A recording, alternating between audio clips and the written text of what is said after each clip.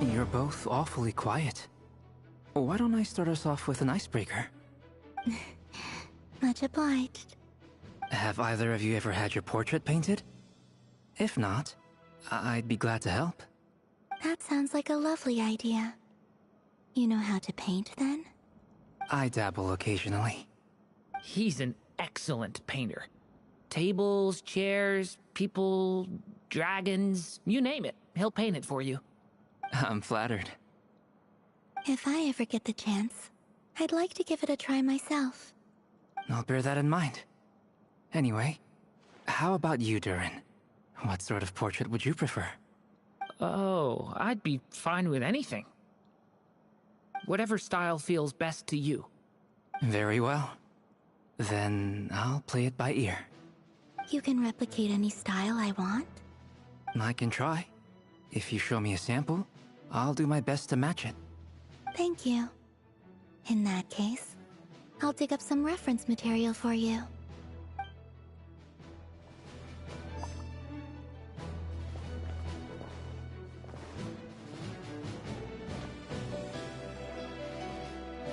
Is there something you'd like to say to me? Yeah! For starters, why'd you just show up here without even giving us a heads up? If you think back to our previous interactions, you may recall that that's hardly out of character for me. You do have a point there. Oh yeah! You'll need to find somewhere to stay the night too, right? Want to tag along with us? You never know. We might get a group discount. Sure, let's do that. Great! Paimon will handle it. And in return, we can get Dainsleif to be our very own personal bodyguard. If that's what you had in mind, you should have said so sooner. I'd be happy to help. Oh, okay then. Paimon was only kidding, but good to know. Anyway, since we're all here together, we might as well watch each other's backs. That's just what friends do, right? Indeed. Thank you.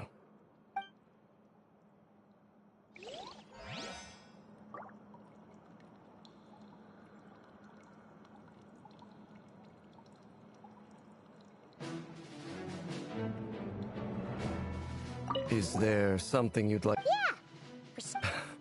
If... You do have a point. Oh yeah! Sure. Great! Paimon! And in return... If that's what you have... Oh, okay. Anyway, since we're... Indeed.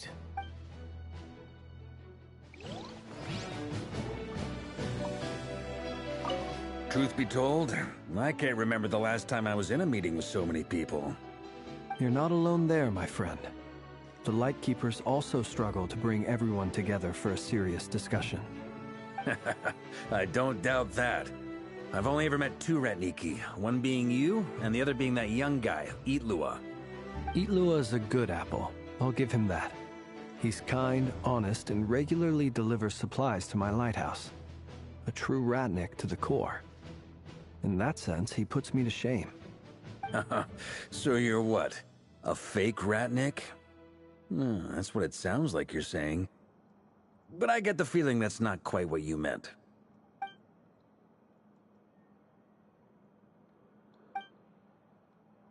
Come on, why the awkward silence? Sorry. I'm not even gonna bother trying to hide it. You've known all along, haven't you, my friend?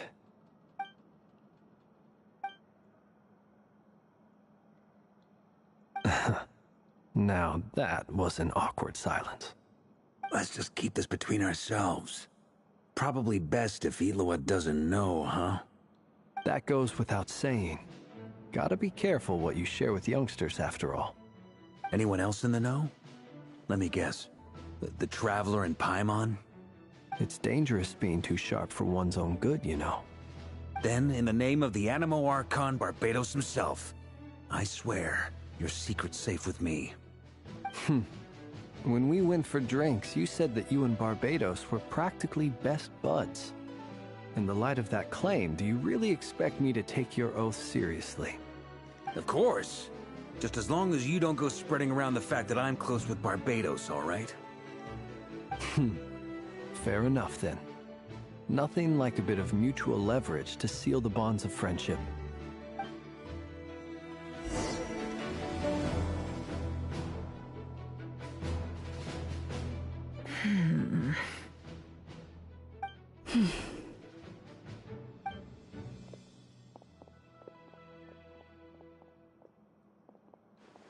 Ah, Miss Nefer. You made it after all.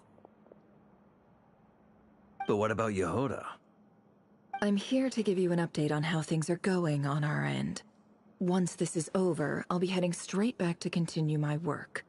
I left Yehoda back at the Curatorium to watch over things while I'm gone. Huh. So much for just this once.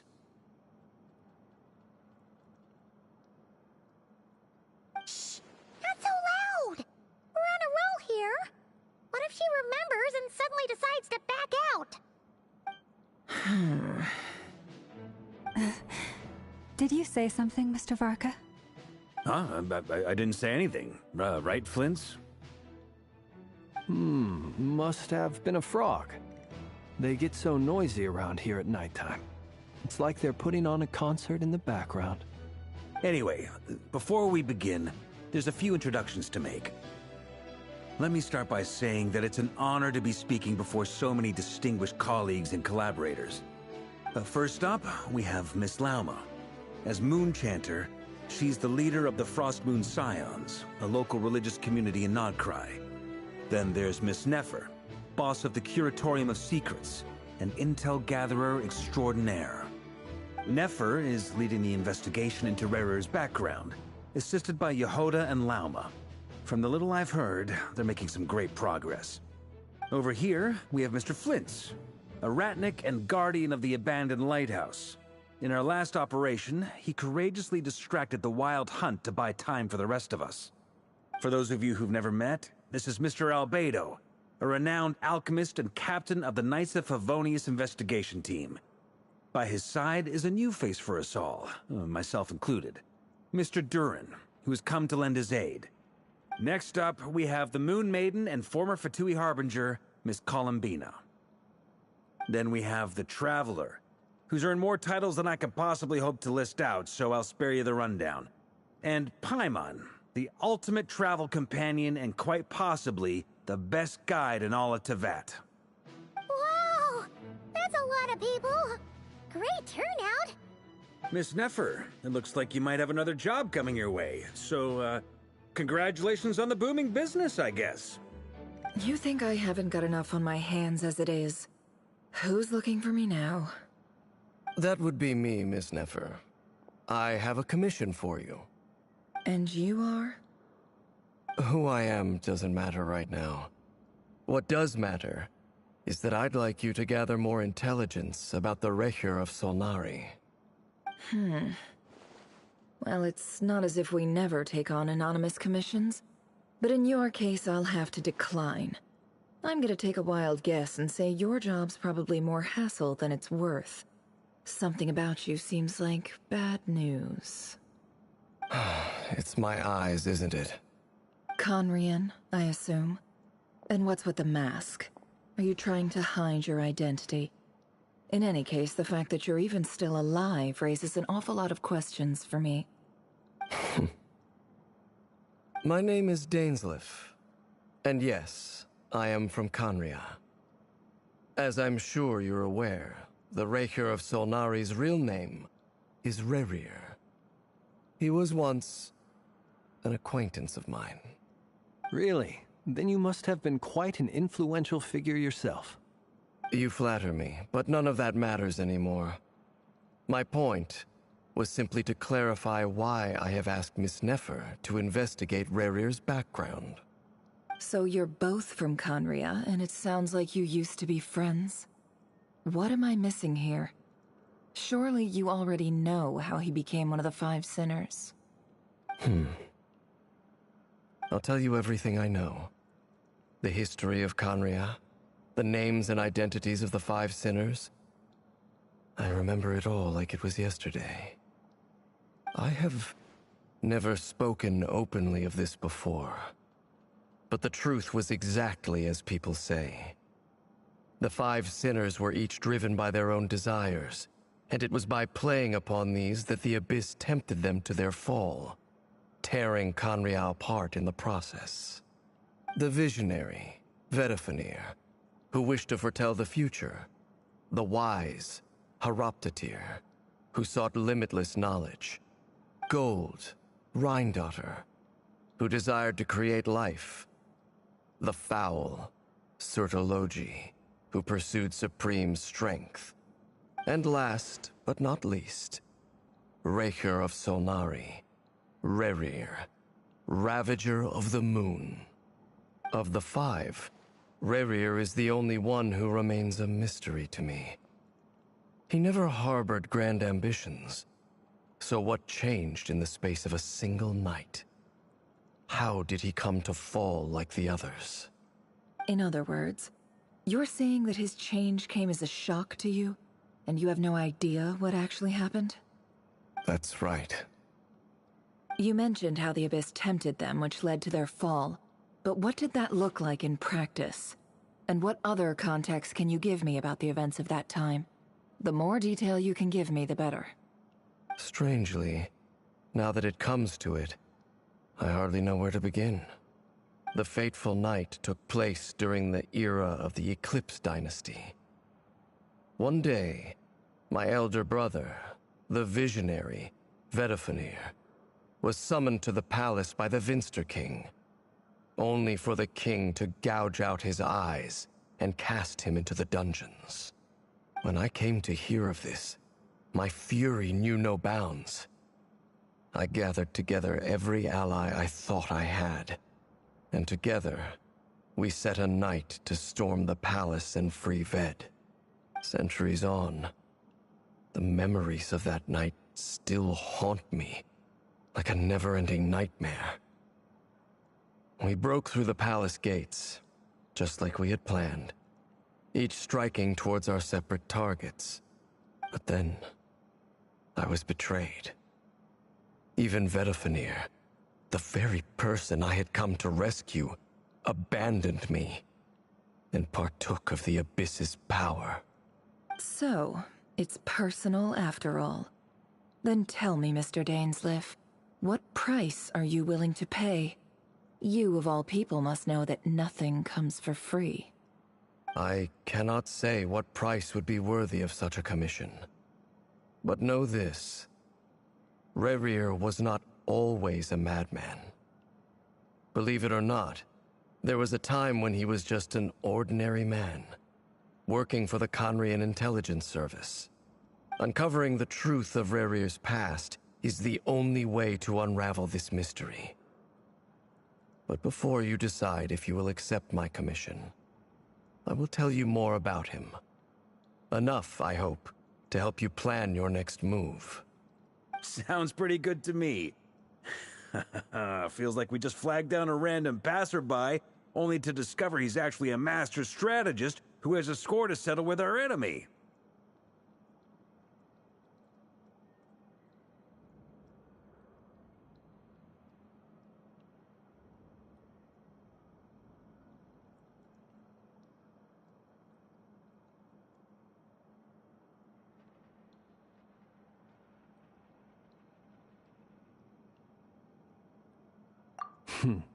Can I borrow your halo? It could be useful in the lighthouse. Hey, enough with the wisecracks! Besides, isn't that lamp of yours bright enough already? Relax. It was meant to be a compliment. If that was a little over the top for your liking, I'll make sure to tone it down next time. I'll give your proposal some serious thought, Mr. Dainsleif. Let's speak in private once the meeting is over. Before that, there's a few things I'd like to share.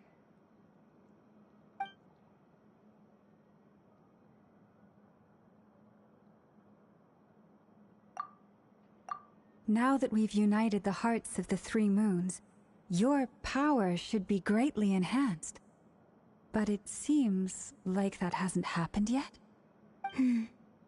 I believe it will take a little longer. You've done so much for me, so I want to be completely honest with you all. Even though I'm doing a lot better now, the truth is, My recovery will likely be an ongoing process. From the moment I was born, my power has been slowly ebbing away. And that is because Tevat has never accepted me. Even with the moons united as one, it seems my rejection cannot be undone. So far, I have yet to find a solution. It may turn out to be a problem that will plague me until the day I finally leave this place behind.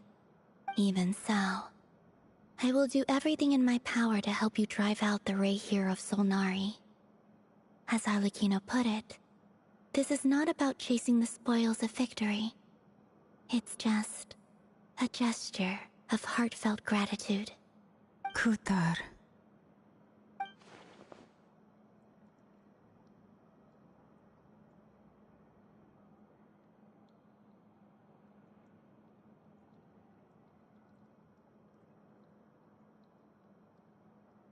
Defeating the Rayhir of Solnari will be no easy task. While my strength slowly recovers, we'll also need to gather more intel. Naturally. We should take all the help we can get if we hope to defeat him. We've considered several viable plans now, but our choice hinges on the answers to a few key questions. Is it even possible to kill Rayhir? What experiences shaped the person or monster he became? And what's he really after? Given Albedo's expertise in alchemy, I think we should leave him to try and answer the first of these questions. Understood. As for the other two, I'm afraid we'll have to count on you again, Miss Nefer. Believe me when I say it's not my wish to burden you. But right now, relying on your skills is our only option. So you're placing all your hopes on me, huh? We can't thank you enough for agreeing to help us. Honestly, I can hardly believe how lucky we are. You sure have a talent for changing your tune, Miss Moonchanter. Timid like Yehoda one moment, then flinches insincere flattery the next. Ladies, please. I must object to your portrayal of me. That's all. Feel free to keep bickering. Just pretend I'm not here. I almost don't want to leave this room. I'm curious to see how this plays out. I have faith in you, Miss Nefer. Something tells me you'll stand by us until the very end. Oh? And what makes you so sure of that? What if I suddenly decide that my compensation is insufficient? This isn't about the money. I can sense that you've got a deep-seated distaste for Rayhir. And knowing you, that alone is motive enough. Look at them getting along so well. Like two peas in a pod. And I'm the one they accuse of insincere flattery. There is no justice. Miss Lauma, you have to understand something. Unlike you, I don't actually enjoy having everyone's hopes on my shoulders. Is that right? Well, maybe the fact that I'm willing to put my hopes in other people says more about me than you. But the fact is, I also trust you. And that's because I know that you're someone you can count on. Anyway, we've got our plan, so let's get moving. Mr. Dainsleif, let's talk.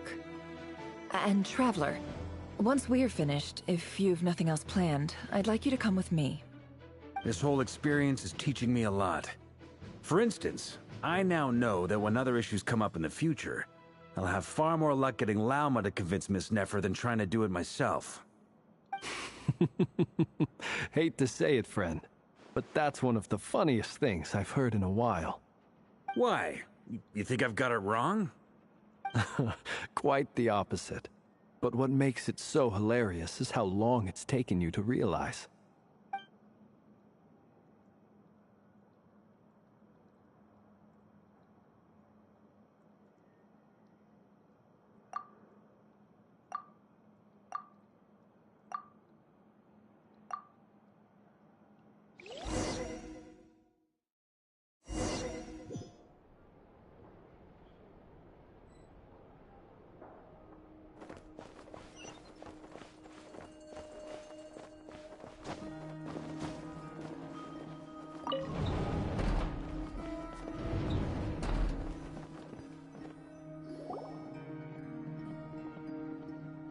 Thank you for waiting.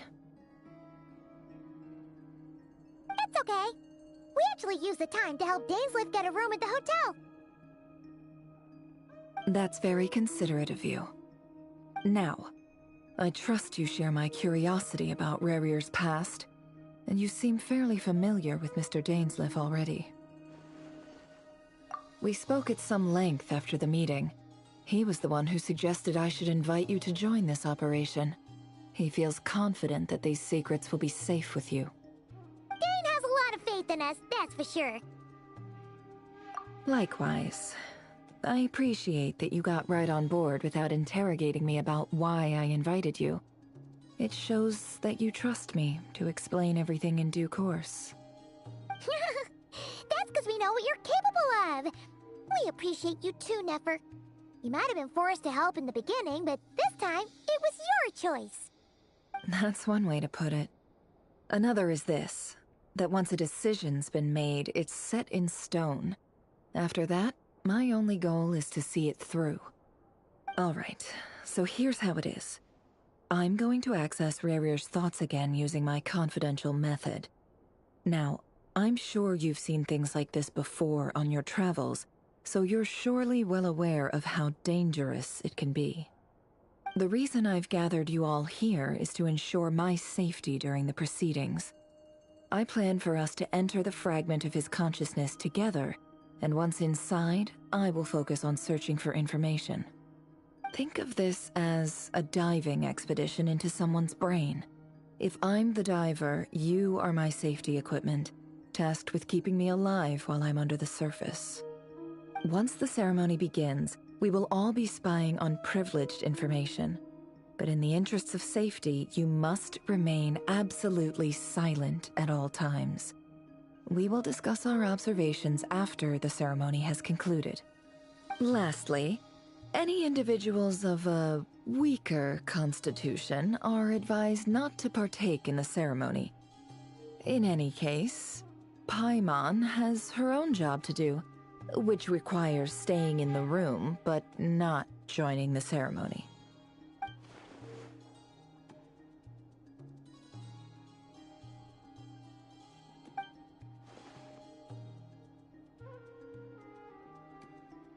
Well, good luck, everyone.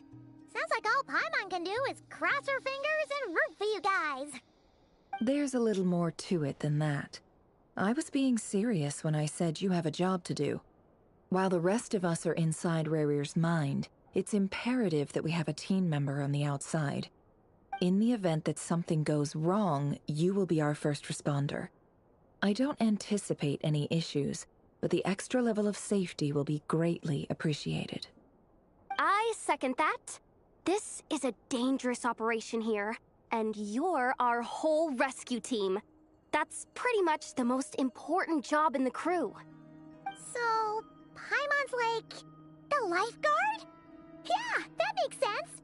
All right, got it. Good. Please, take a seat.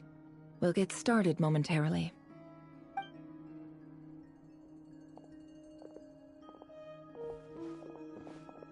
So, did Mr. Dainsleif tell you anything else? He told me that he believes Rarier kept some big secrets in his life. He's not sure that they were the cause of his eventual downfall, but he's asked me to uncover what those secrets were all the same. But surely you're not planning to go through with this, no matter the cost. If you think that, you'd be overestimating me. I'm a businesswoman, not a mercenary. But I do have my own professional reasons for taking this job. You think I'd turn down the opportunity to get a first-hand glimpse into Conrian history? No chance. Well, as long as you don't let morbid curiosity get in the way of safety concerns, we're good. We'll do whatever we can to help you. You're such a killjoy.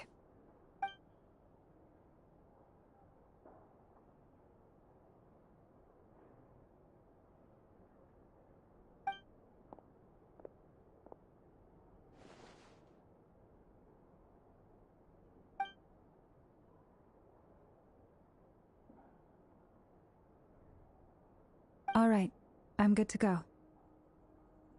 All set over here, too. Promise, Paimon, you'll be extra careful. All right. Let your whole body relax. We're about to begin. Close your eyes.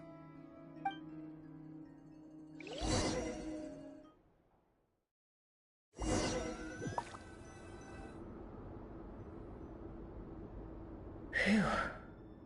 Could this be his office?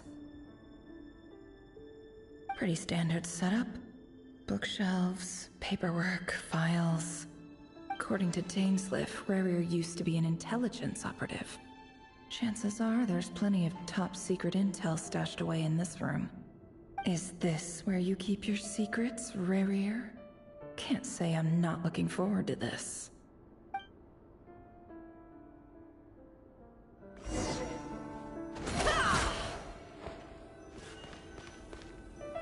He looks even gloomier than last time. I wonder what's changed.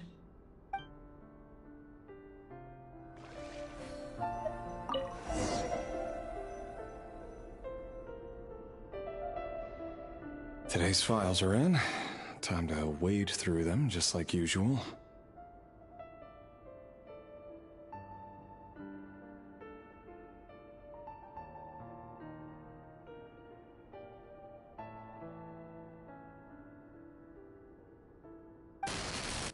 Male, 51.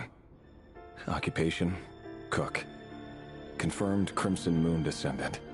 Has maintained frequent contact with other descendants over the past year. Poses a threat to the dynasty.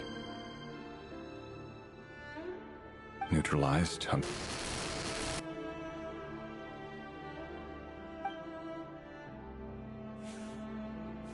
This one should be archived under purged targets.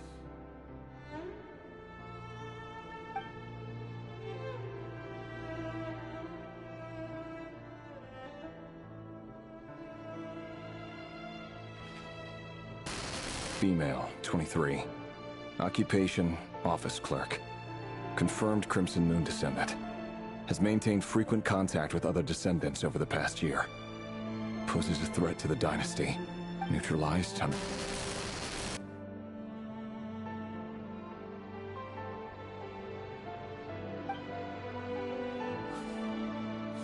Another one for purged targets.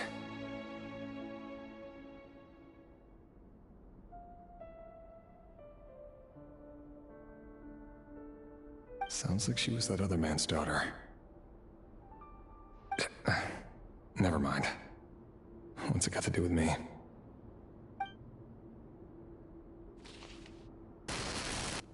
Male, 40.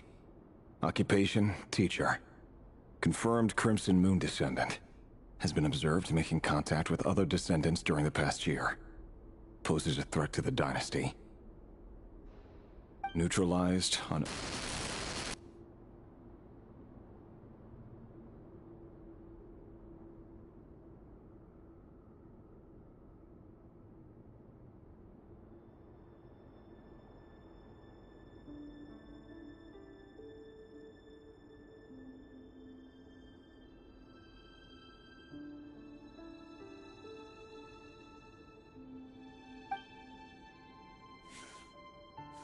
Just another nobody for the archive. Come to think of it, I remember surveilling this man. A case like his never would have been considered a priority in the past. Huh.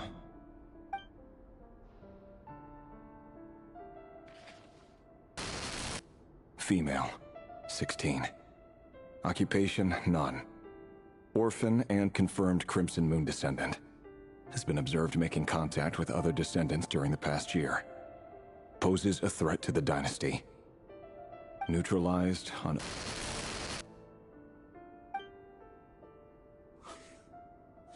Filed. I have no recollection of this girl. None whatsoever.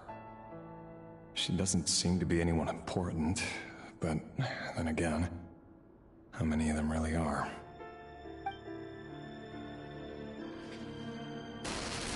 Female, 13. Occupation, none. Orphan and confirmed Crimson Moon descendant. Has been observed making contact with other descendants during the past year. Poses a threat to the dynasty. Neutralized and... Filed.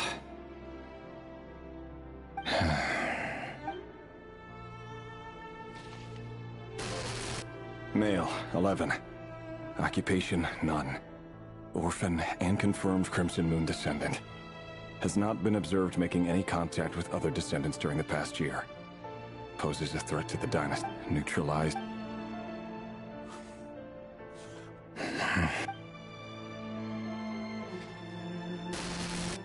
Male. 6.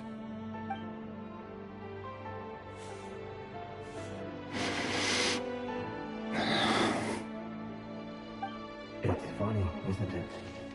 Your job is becoming both harder and easier at the same time, depending on how you look at it. Sooner or later, the Crimson Moon descendants will be completely wiped out.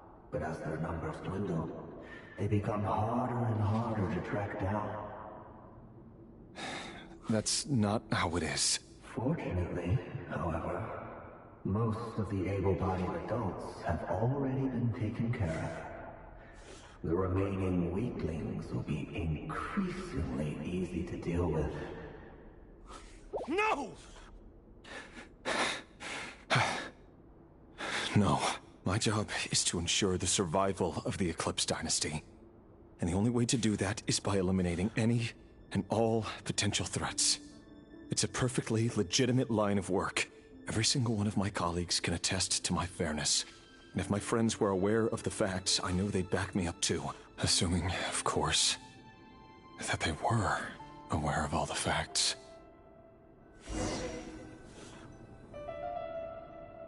He looks even gloomier than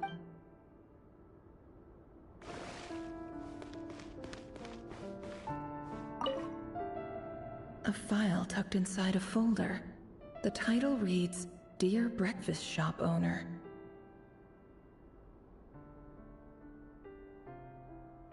It's a list of names. But at this stage, I have no idea who any of them even are.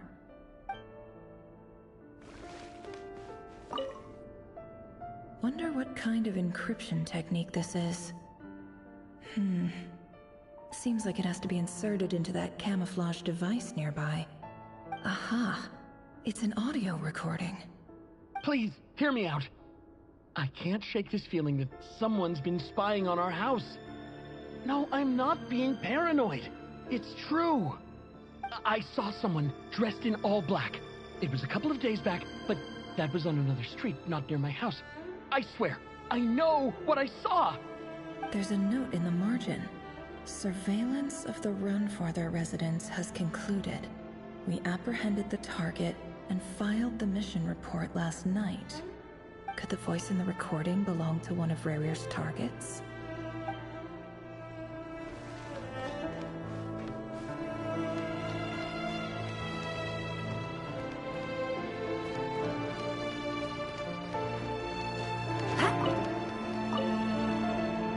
Bookshelves full of documents.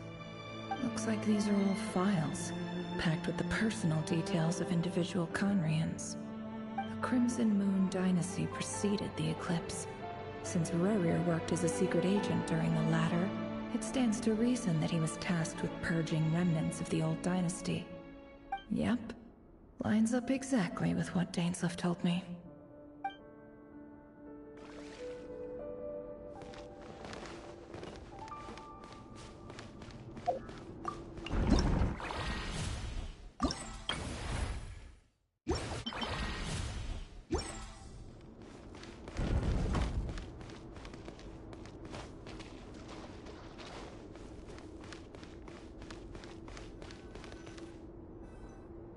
Mr. Vedifalnir? It's been quite some time since we last met. Rerir, I trust you're here because you have something important to discuss. Forgive me. I wasn't tuning out, it's just, I noticed you didn't even phrase that as a question. As if you knew I was coming. Tell me, Does someone in your position ever feel the need to ask questions at all? It is indeed within my power to foresee certain things. Things like your arrival. I was just thinking. It won't be long before I'll be inviting both you and Dane to my wedding.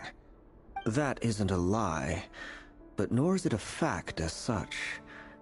It's a wish, isn't it? No fooling a prophet, is there? Ever since that day we met for drinks, I knew it was only a matter of time before you came looking for me. Does it feel good? Knowing how the future will unfold. I'm afraid the notions of good and bad fail to capture the complexity of what such a power entails. Once you've seen what will come to pass, it can be all too easy to succumb to fear and melancholy. Unless, of course, you learn to abandon these feelings.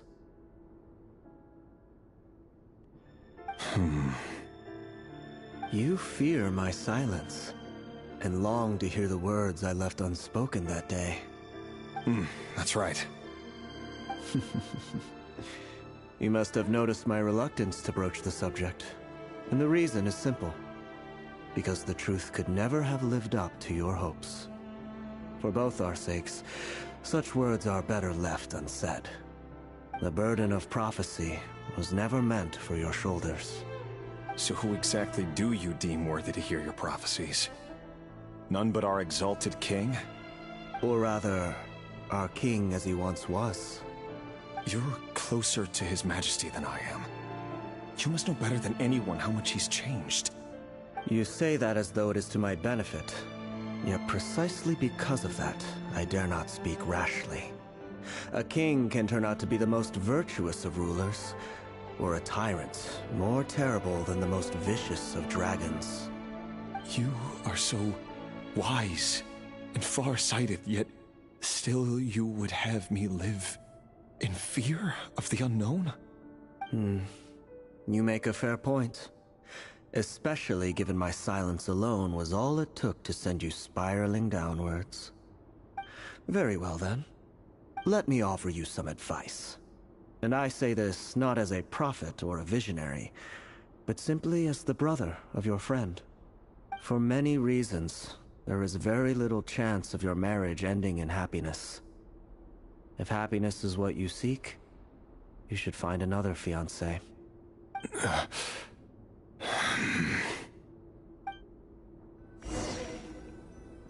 Hold on. There's that same black fog again. Could this memory belong to Thelindis? Guess I'd better tread carefully.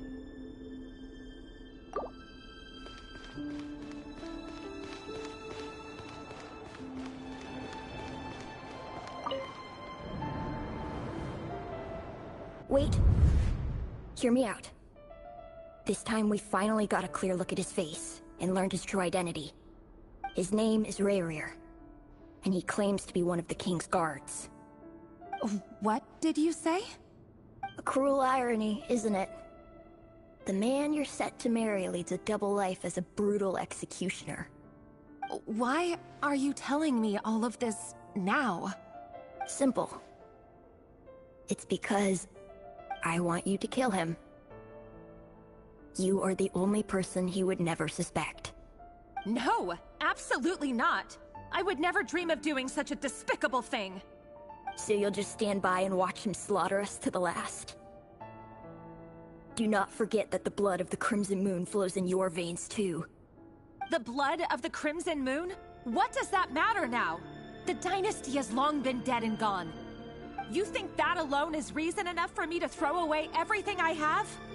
Why wouldn't it be? You two were once a child of the Crimson Moon, just like me. Don't tell me you've never felt so much as a flicker of fury for the way we were trampled into the dust.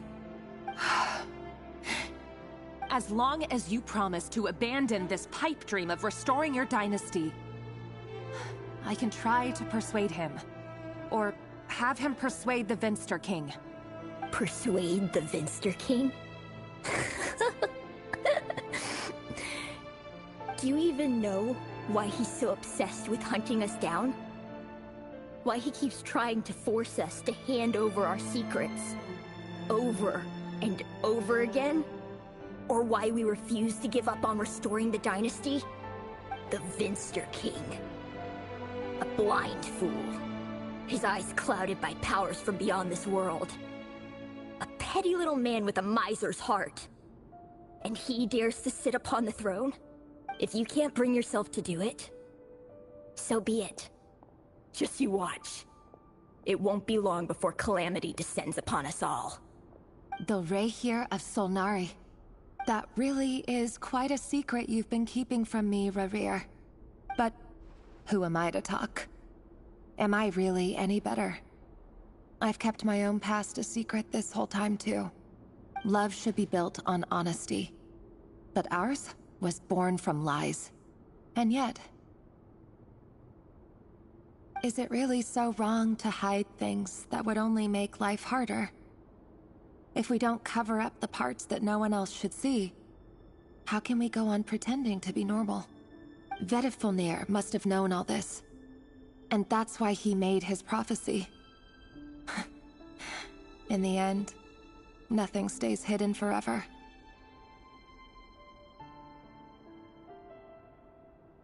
But I won't just sit by and watch this disaster unfold.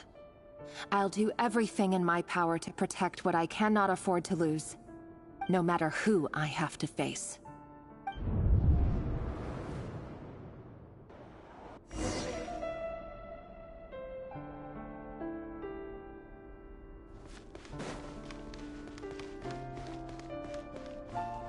Huh? Was that Rerir who just walked past the window? Doesn't it give you the chills that he still takes the same road to work every day? As if nothing ever happened. Those people at the deli. Enough already. They're clearly pretty taken by their own disguises, so just smile and play along. Pull the rug from under beasts like that, and you'll risk having your throat torn out. Deli? Oh. They're talking about those people from the opposition. Right. I'd almost forgotten they used to run a deli. People of no consequence always vanish so easily. And no one even remembers them. But surely you can see he's not the man he pretends to be! So many have died already, and they say that the king's madness grows with each passing day. We're not going to survive this, are we? But why does it have to be this way? Do we really deserve to die just because of the blood that runs through our veins? Felindis, are you even listening? Sorry, Freether. My mind was off wandering. I heard you, though. You're talking about what Rerir said. He's just following the king's orders. He's a secret agent, and it's his job to hunt down rebels and dissidents. By the time you first met him, he'd already taken lives. Maybe he was using you from the very beginning. No. Rerir has no idea I have anything to do with the Crimson Moon. My family are only distant relatives of the main lineage, and besides, my eyes are perfectly ordinary. Truth be told, apart from my teacher, pretty much no one knows I have any connection to any of it. It's been a long time since my family severed ties. But as Orlog said, who could possibly talk sense into that raving lunatic of a king? No one. I'll work something out. Trust me, I'm with you all. But for now, you need to keep yourselves hidden. Don't let anyone find you, anyone at all. Don't forget that Rerir is an Eclipse operative. You need to be extra careful when he's around. And when I am too. For now, don't come looking for me. And if anything happens to me, just act like we've never met. If even you can't escape this, what hope do the rest of us have? But after all this time together, surely he wouldn't lay a hand on you. I won't speak in his defense, nor can I give you a clear answer to that question. But I'll do everything I can to put an end to this. Here, hold on to this. If an opportunity to escape presents itself, take it. You'll be glad you took some spare change. You call that change? But what about you? I've got a job, and there's still money coming in. But you can't go anywhere right now. Please think about yourself for once.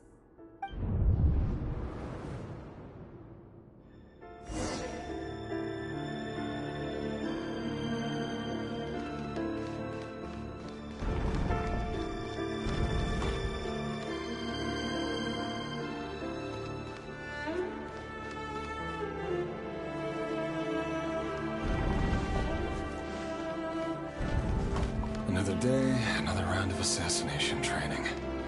Training ground is just beyond this hidden passageway.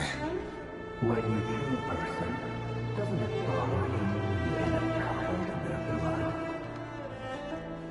Why would it? Aren't we all just walking blood bags?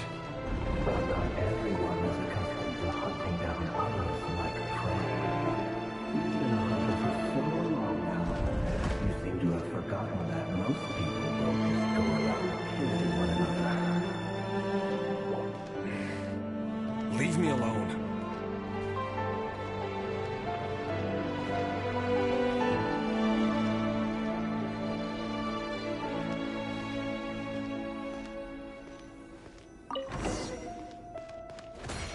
Make sure you have a firm grip on the handle. Then choose your angle well. Keep your movements light and brisk. And the prey won't sense a thing. I'll bet no one's ever died a quiet death in your hands. I work clean. No traces.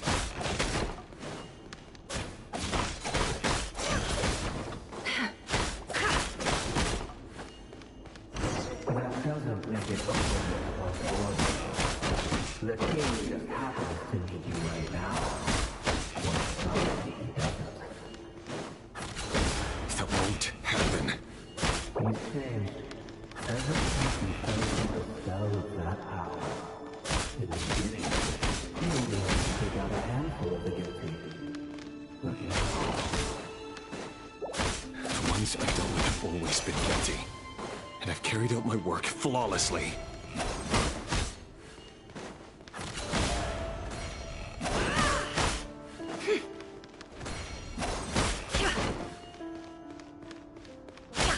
It all adds up.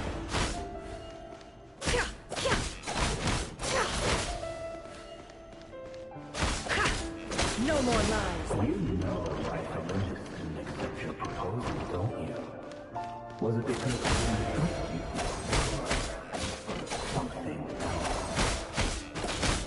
No!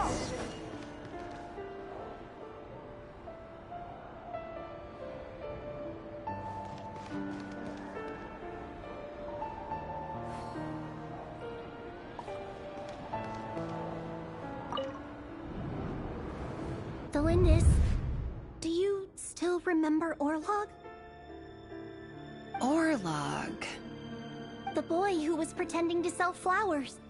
You spoke for quite a while, didn't you? Yes, we did. What about him? He was arrested 2 days ago.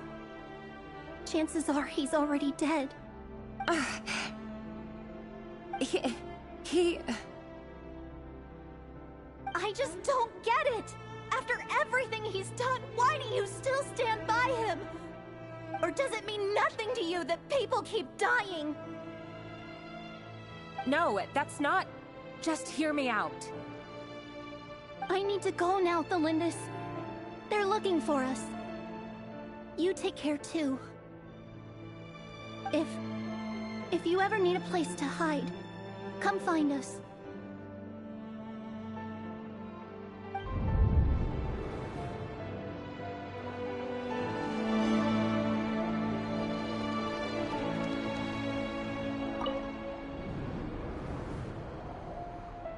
Author Thelindis.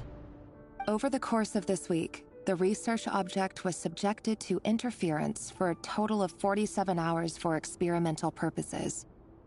The results are as follows. All subjects of observation that were sent inside have now... The situation within is proving more problematic than anticipated. No progress whatsoever. What now? Won't you give me even a glimmer of hope? Things are getting worse by the day. I have to find a way or we'll all be in danger.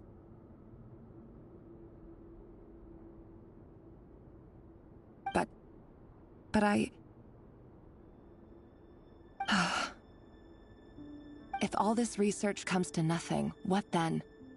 Sooner or later, it'll be my neck on the line. But could he really bring himself to kill me? No. Surely he wouldn't have the heart.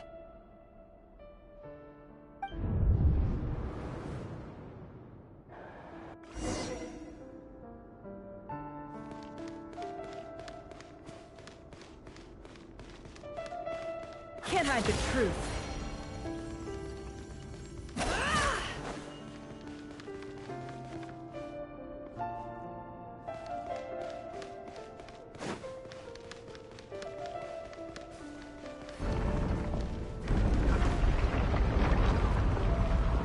Why won't you just let us go? We don't even know each other. All we want is to live ordinary, peaceful lives. You want to live?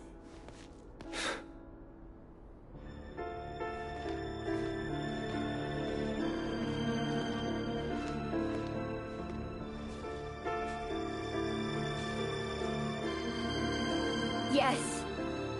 I just want to go on living. Is that really such an unforgivable crime?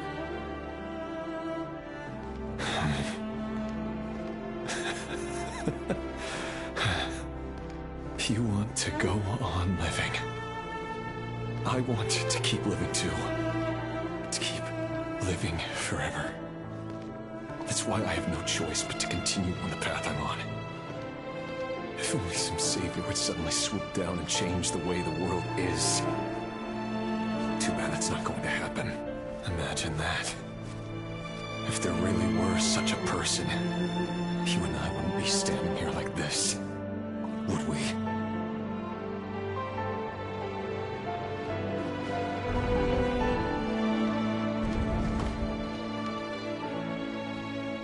So these files are in. Time to wade through them just like usual. No, I don't get tired of it. It's my job. And not only am I lucky to have it, I'm good at it too.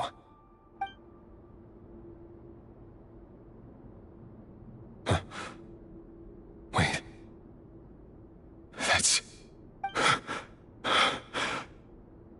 Thalindis? No. No! No! Why? But you bear no mark of the Crimson Moon. How could you possibly have anything to do with them? It cannot be! A diluted bloodline. Carefully concealed. I see it now. You've been living in the shadows just like me. What a fool I've been.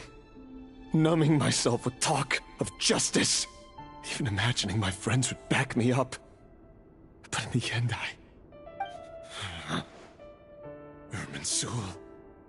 Finster King! How far are you going to take this? From the direct bloodline to secondary offshoots? And then what? Today it's the descendants of the Crimson Moon. Who will it be tomorrow? Will you not rest until everyone down here is dead? No. This cannot go on. This is where it ends.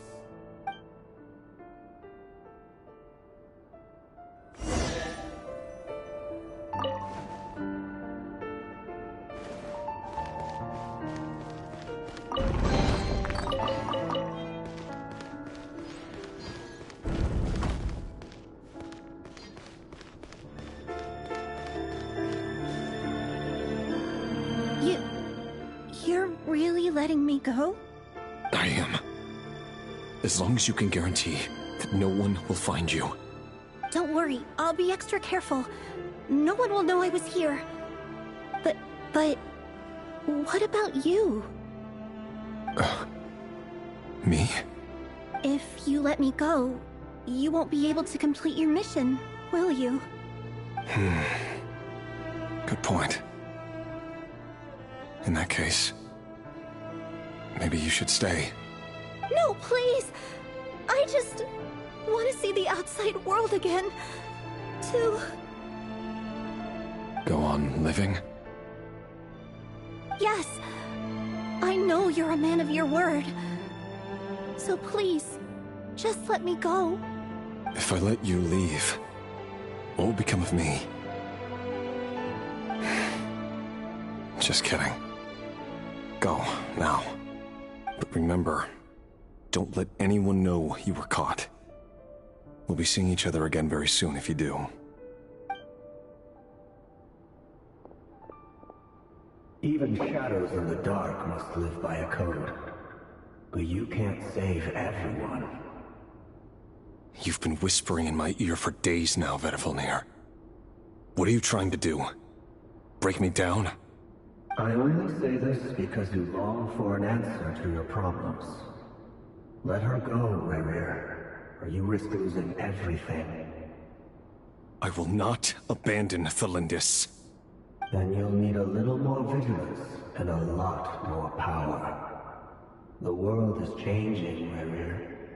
Keep your eyes peeled for your moment of opportunity. That voice used to be so unclear. But now I know exactly whose it is. It's Vedifilnir. He won't tell me how to actually resolve any of this, but he keeps trying to manipulate me like a puppet. What's his game here? Tell me then. What will this moment of opportunity look like? And... no answer. He's like a ghost. Always disturbing me when I'm on edge, but never answering when I need him most. So, the Eclipse Dynasty was purging, well, massacring the descendants of the Crimson Moon. And it seems like it was all connected to the Vinster King's research. The King's obsession with abyssal power left the future of Khaenri'ah hanging in the balance. No wonder every aspect of Rerir's life was so unstable. And it looks like this Thelindis, Rerir's would-be fiancée, herself belonged to a sub-branch of the Crimson Moon Dynasty's descendants. It almost defies belief that a couple like them could hide the truth from each other for so long. If the Vinster King hadn't intervened in such a drastic way, they might have gone on deceiving each other for the rest of their lives. And why does Vedifilnir, Dainslif's older brother, keep talking in Rerir's head? This guy kept more secrets than I ever imagined.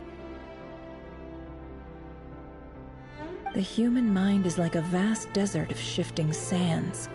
When you follow the flow of someone's memories, you only ever see the parts they're willing to let surface. Time for something a bit more creative. We've been inside Rerir's mind this whole time, building up a picture of his psyche. There's already enough clues on the board to start reading between the lines and mapping out the rest. Now, we can finally begin to put the pieces together. Sure, it'll only be a reconstruction, part simulation, part reasoning, but it's usually pretty accurate. Once we've built up a cognitive profile, we just need to cross-check the logic behind his actions. And then we'll be able to take a sneak peek at whatever it is that Rerir has really been hiding.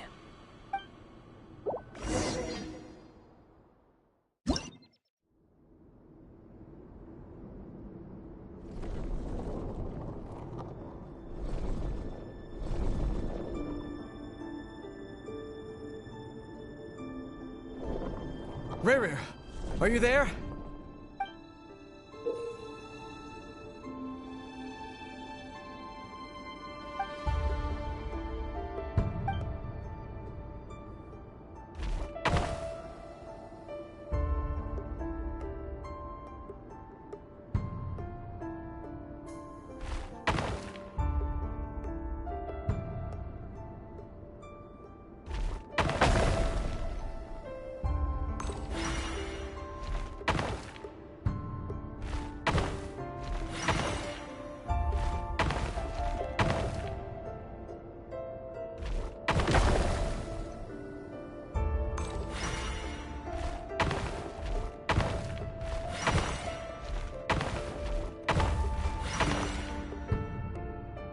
Rayrir!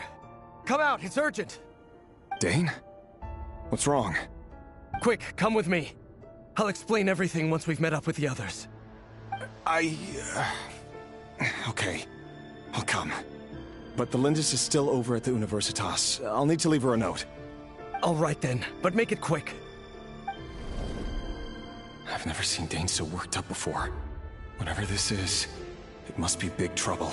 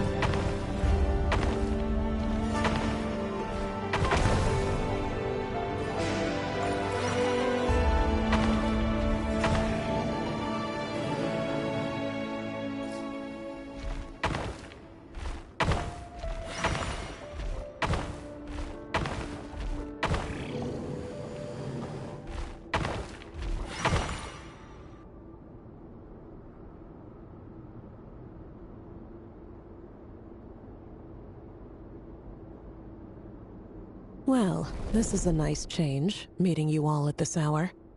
When men and women of ambition can speak face to face in broad daylight, I say that's a big step forward for our dear Khaenri'ah. Don't be ridiculous.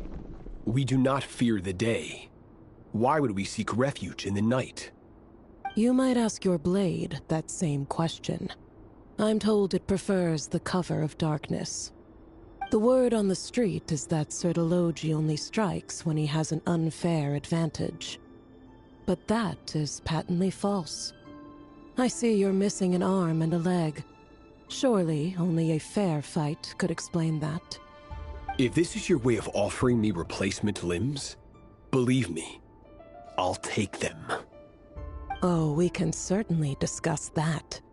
With bioalchemy, anything is possible. Assuming I have your full support in my research. Lunatic. Roptatyr, what brings you here? Why, Dainsleif, of course. He invited me. Please, cast aside your apprehensions, Miss Rhyndaughtr. Whatever the rumors may say, I am but a humble servant of the king, and I can assure you he affords me no greater convenience than he does you. Well, the Universitas Magistrorum won't stop fawning over you, so at least some of the rumors must be true. You're clearly doing well for yourself, so drop the humble servant act. It endears you to no one. You're president of the Universitas Magistrorum, the chief royal mage known as the Wise by royal appointment, and by far the most favored among the 4 pillars of Khaenri'ah. Vice President Veidt doesn't even try to hide his envy when he sees you. My success is the product of hard work and good luck. It's as simple as that. Were the king not such an extremist, I hardly think I would have received a senior post at my age. Of course, no job is without its gripes. Serving a king like ours can be a challenging task, as I'm sure you can imagine. And as for Efterveit, in missing out on the presidency, he's dodged a mountain of stress. Like everything else in life, it comes with pros and cons. You're all here. I apologize for the short notice, but it was an emergency.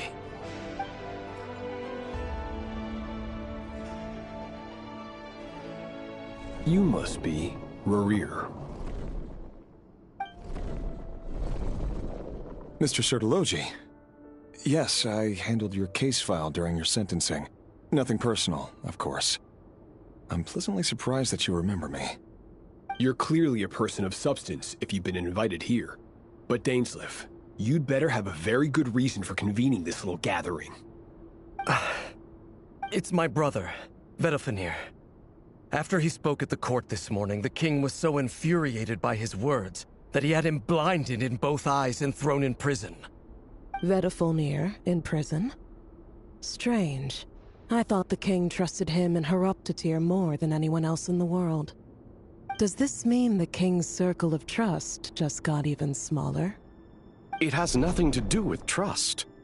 It's about what the king wants, which is as clear as day to anyone paying attention. I simply appease him, because it's in the best interests of the Universitas Magistrorum. And also because you're slimy. Vedifalnir, perhaps less so. But still, a visionless visionary? It rather inclines me to think that qualifications are not what get you ahead in Khaenri'ah. Do you honestly think this is an important discussion to be having right now? Dane, what are you planning to do? Rescue Vedifalnir, I assume. Correct. It will mean storming the palace by force. Tonight.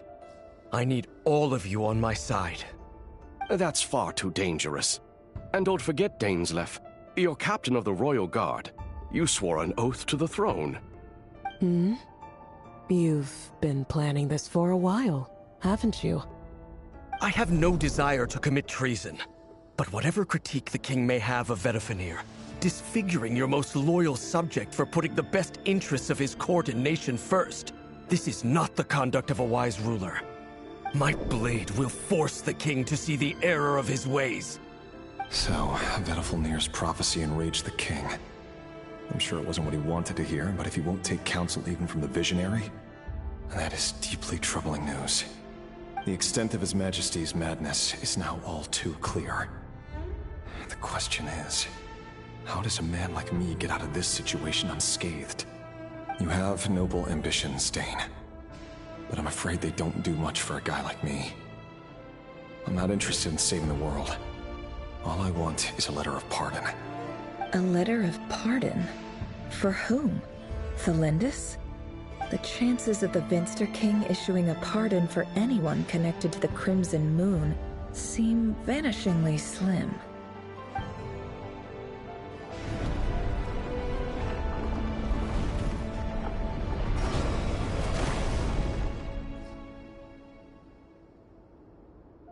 This black fog over the board must have some connection to Thelindis. But why is it taking this form? Does it have something to do with Rerir's past? Another mystery I'll need to unravel.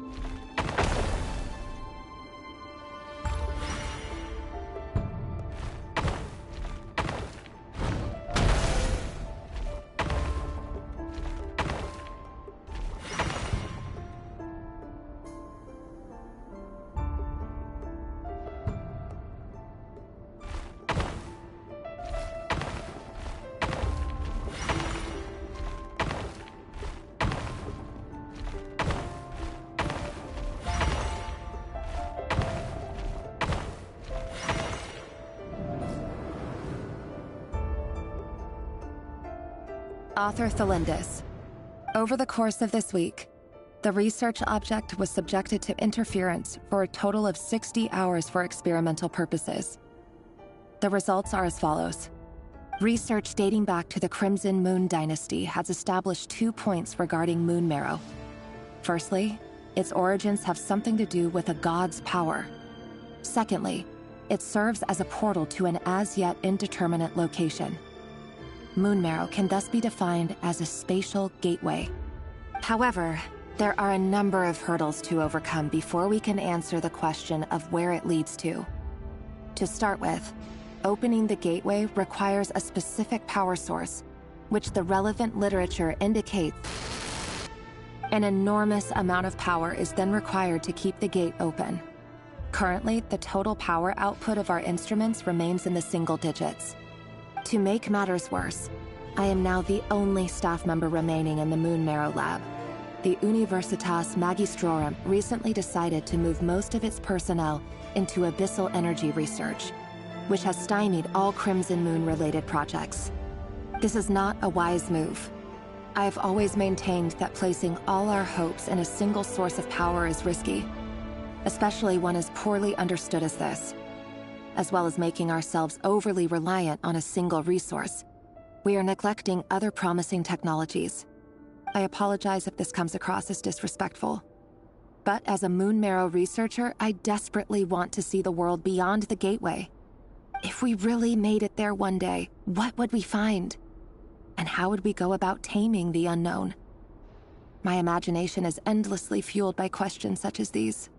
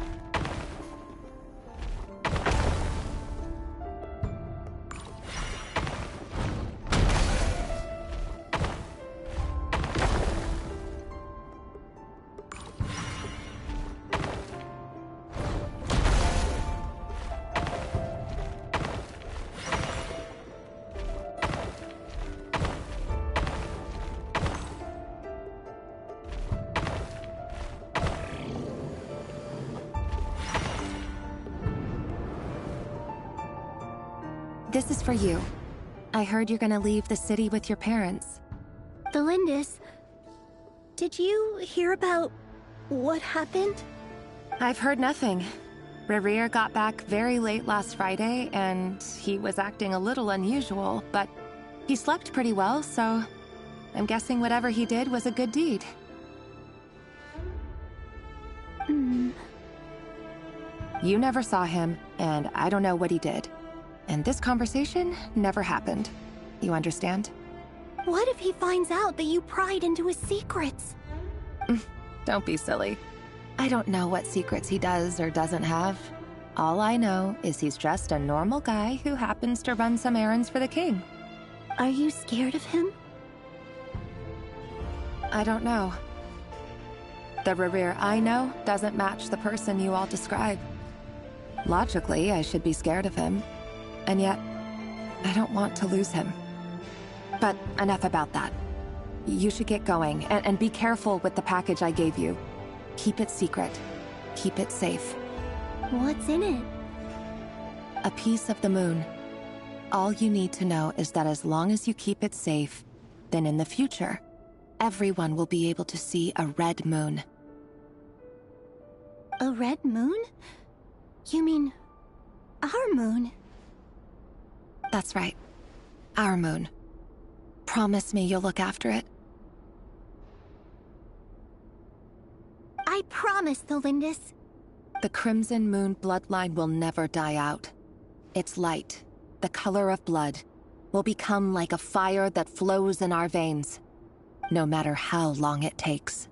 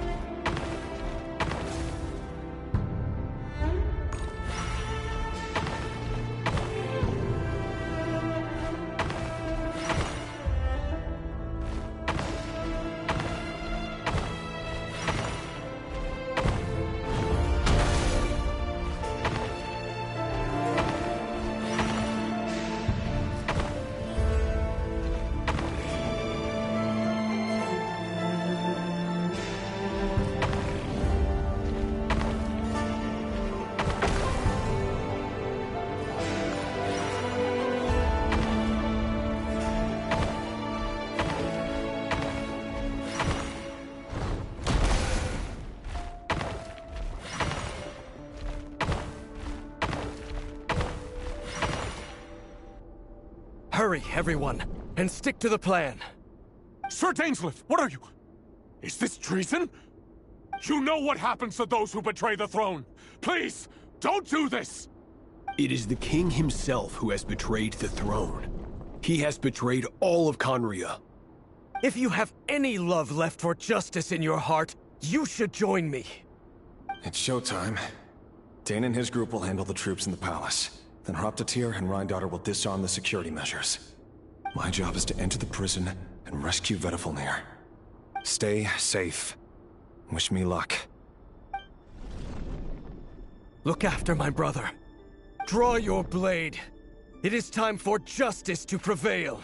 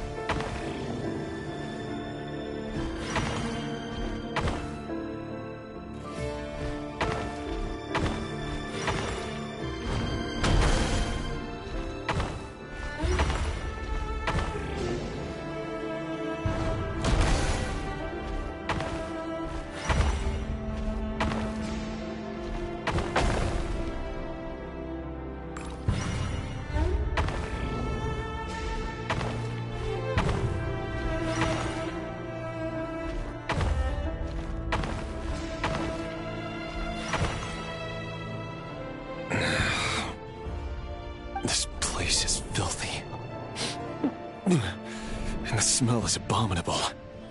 Clearly, the king doesn't allow his prisoners a single shred of dignity. This is dire. Found you. Hello, Mr. Vedifalnir. Ah, it's you. Surprised? Oh, wait. I guess surprise isn't an emotion that prophets feel very often. I certainly felt some surprise in the moment when I was blinded. Surprise at the king's sheer ignorance. Surprise at just how unfairly this world responds to words of earnest remonstration. I'm curious. What did you prophesize this time? It wasn't a prophecy. It was a word of warning. Someone had to say it. The king has forsaken all reason in pursuit of his obsessions. I simply told him that if he continues on this path, Khaenri'ah will surely fall. But he didn't listen. Worse still, he stabbed you in both eyes and locked you away. Dane asked for my help. The court is in complete chaos now, but I'm sure you predicted that. Everything is transpiring as I foresaw, yet I am powerless to change it. Fate is an immutable force. I can but lament as the inevitable unfolds. I do wonder whether giving a man the power to see the future does nothing more for him than slowly crush his spirit. Forgive my curtness, Vedifalnir, but the king did not suddenly turn on you today. His suspicions have been brewing for a long time. You can't have wisdom beyond the reach of your fellow man without attracting his fear and suspicion. There are things the king does not want to see. So, he doesn't want you having visions of them either. He blinded you because he thought this would make the visions stop. He wasn't entirely wrong. I did indeed lose my power to see the future. Right up until... Until what? Just now. I believe I saw something new. Well, tonight could go a lot of different ways. 5 of us banded together to storm the palace, also we could rescue you. This will go down as the most tumultuous day in Khaenri'ah history. I sense hatred in you, but also hope. A desperate hope that with the tyrant deposed, that will be the end of the story. But this is not the end. It is the beginning of a new chapter in a whole new story. There are many men of honor and courage in this world, Rerir. But you are not one of them. You're not here for justice, are you? You're here for yourself. Is that a dagger? Interesting. Why not the polearm? It was always your weapon of choice. With your abilities, I don't doubt that you were able to recover some of your sight. But I also doubt that you want to make an enemy of me right now. Of course not. We're on the same side, aren't we? We could be. But I need you to be honest with me, Vedifalnir. At this point, you're my only hope for the future. You mean your future? With your beloved, Felindis? Yes. And I know there are bigger things at stake here. A dynasty, a nation, maybe the entire world. But forgive me, I care first and foremost about myself. I can't abandon the one I love to save myself. I just can't do it. But you see a broader picture of the future than I. You see the solutions to the biggest problems of our age. So tell me, what is my solution? What's the answer? In matters of fate, answers are either right or wrong. What will be, and what will not. Maybe you are willing to pay a certain price in the pursuit of happiness, but unfortunately, fate does not negotiate. That is the cruelest thing about fate. It is unmoved by your sacrifices. That can't be true. I know it's your voice that I keep hearing in my head, urging me to see how the world is changing, to seek more power, so I can protect the things I love. You show me disaster, but you won't show me how to avoid it? Why? Why are you doing all this? My voice. In your head.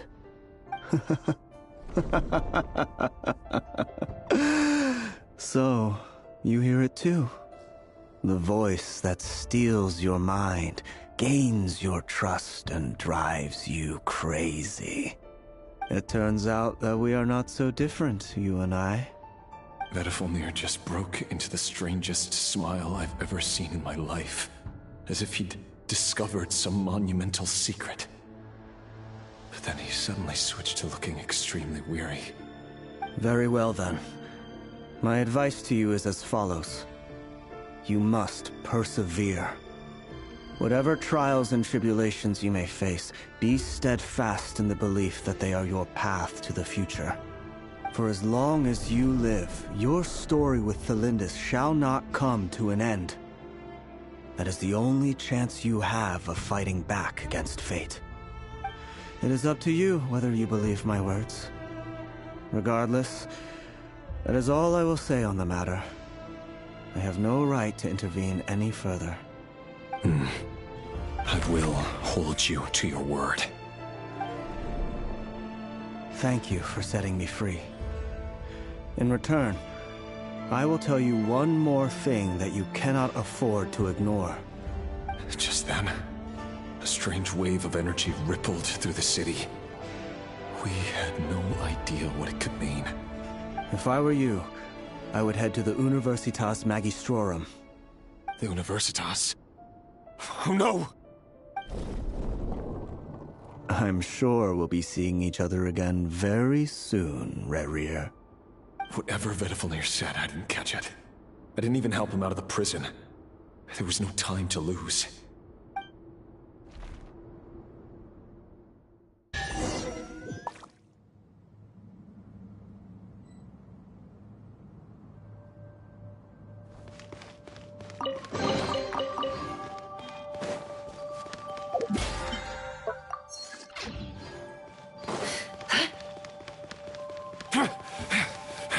Monsters?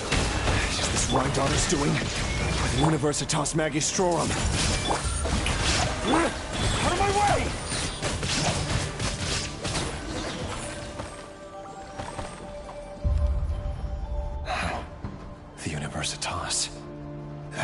me of a rumor I once heard. Allegedly, the king installed secret mechanisms in the palace and around the city.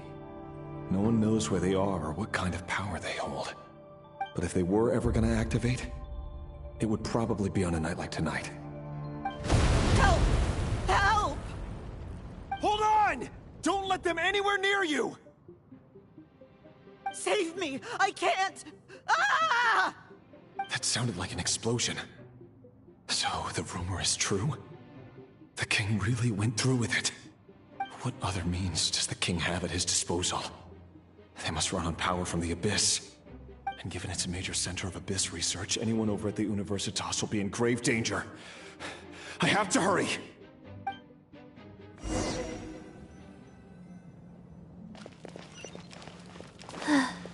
Faster? Okay, faster.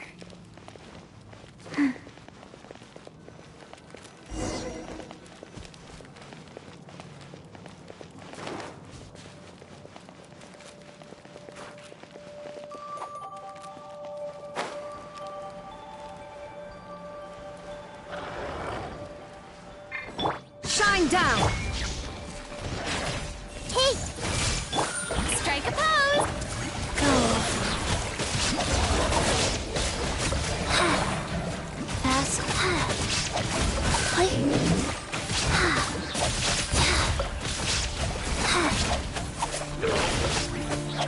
There is no escape!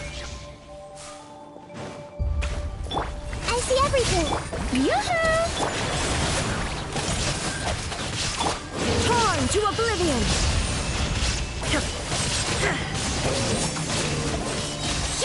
Ha! Illusion shattered! Opening box of Adepti Tricks. Commit it to memory! Strike a pose! Now you shall perish!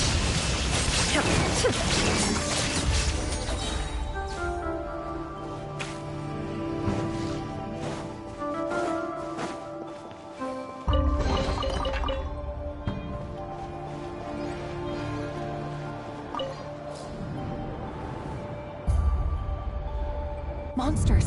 At the Universitas Magistrorum? Why now? Oh no! They're coming! It's no use. The table won't hold out much longer. The weapons. Where are the weapons? Of course. All the lab equipment was upgraded after the inspection last week, but the new weapons haven't been allocated yet. I'm done for. Is anyone there? I need help! Ah!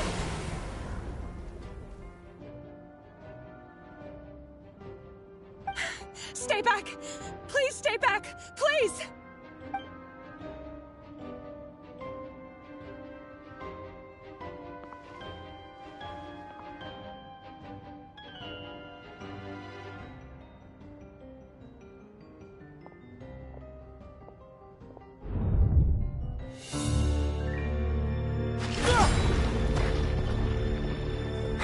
What's that?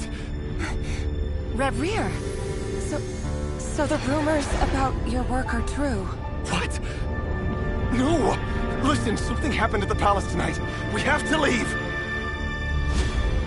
You don't need to lie to me anymore. What do you mean? I know why you're worried, and I will respect the decision you've made. But it's okay, because I found a solution. I know how to end all this.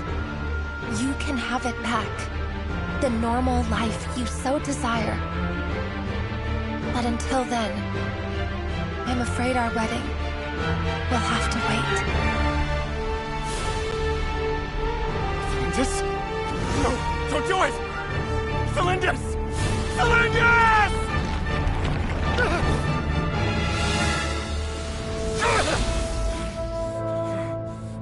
I told you, Reverie. Let her go. You will find someone better. No! No, I won't do it! I have to save her! By what means exactly? A lowly pawn. You lack the power and the strength of will. Do you know a way? Tell me!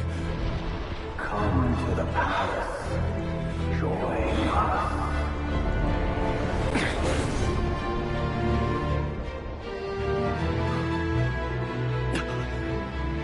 Rerir, thank goodness we... Step forth and take your share. You made it. Not you too.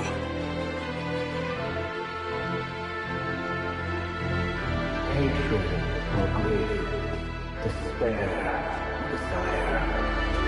We all have our own.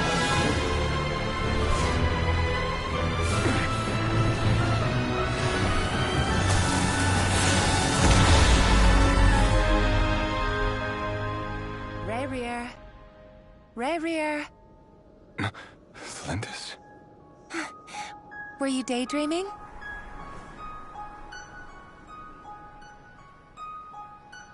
You still remember, Rerir? That question you asked me a couple of weeks ago? Oh. You mean the proposal? Yeah. I'm wondering, where do you think would be a good place to discuss it? Maybe in the garden? Or were you thinking a fancy restaurant? It's your choice.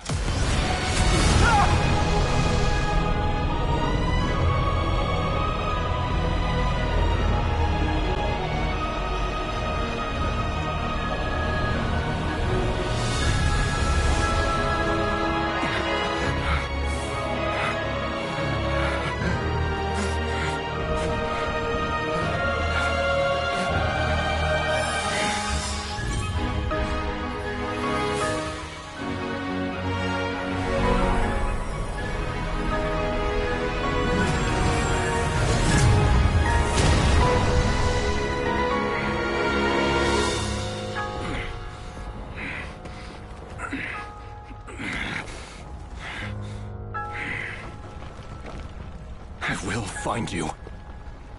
And then... you can give me your answer.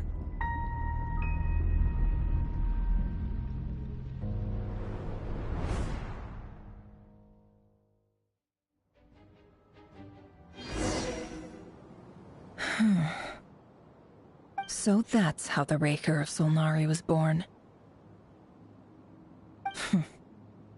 A monster created by circumstance is a monster all the same. Viewing other people's thoughts for too long can get uncomfortable. Right now, I'm feeling a strong sense of loathing. In a nutshell, the story of Khaenri'ah is what happens when the truth falls by the wayside. Everyone tells little white lies, and before long, you have a huge pack of lies that destroys everything. Whew. Time to get back. His past is filled with sorrow, but the tale of any fallen civilization is one of endless tragedy. Cruel as it may be, that was Khaenri'ah's fate.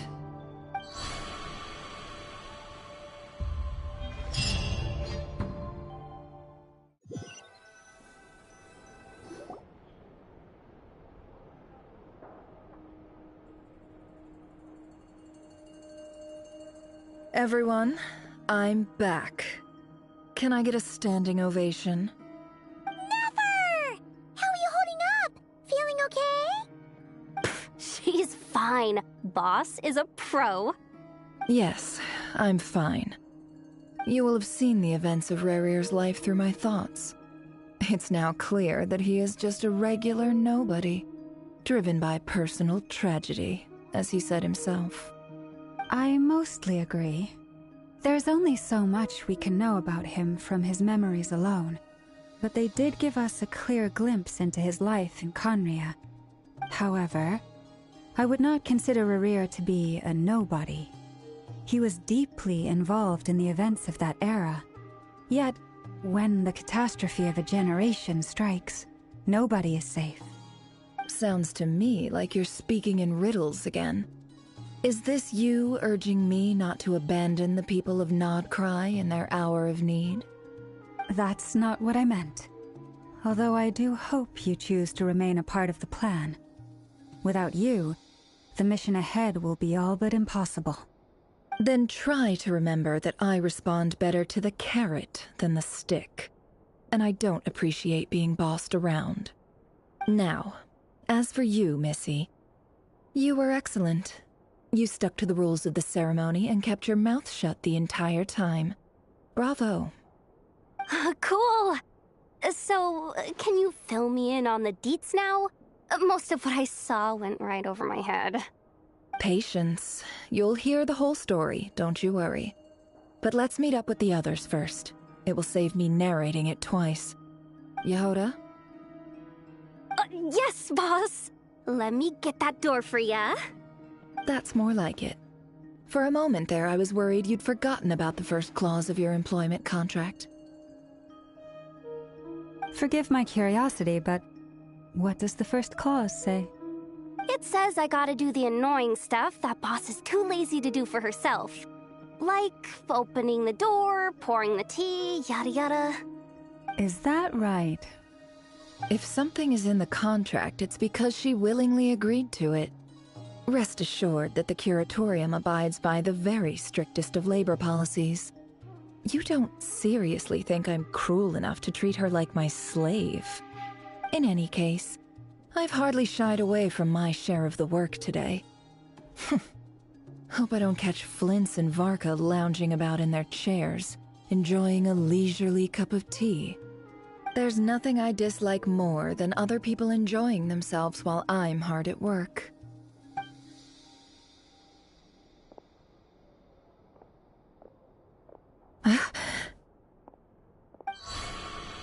Oh no.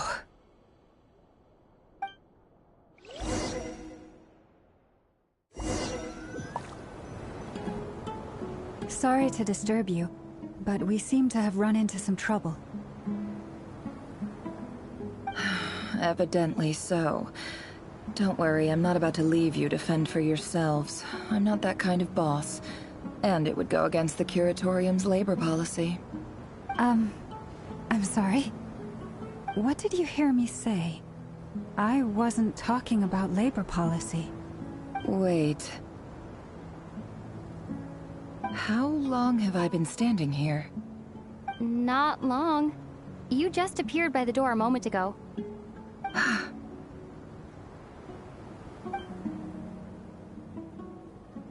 Boss, what's wrong? You look like you've seen a ghost. We've been tricked.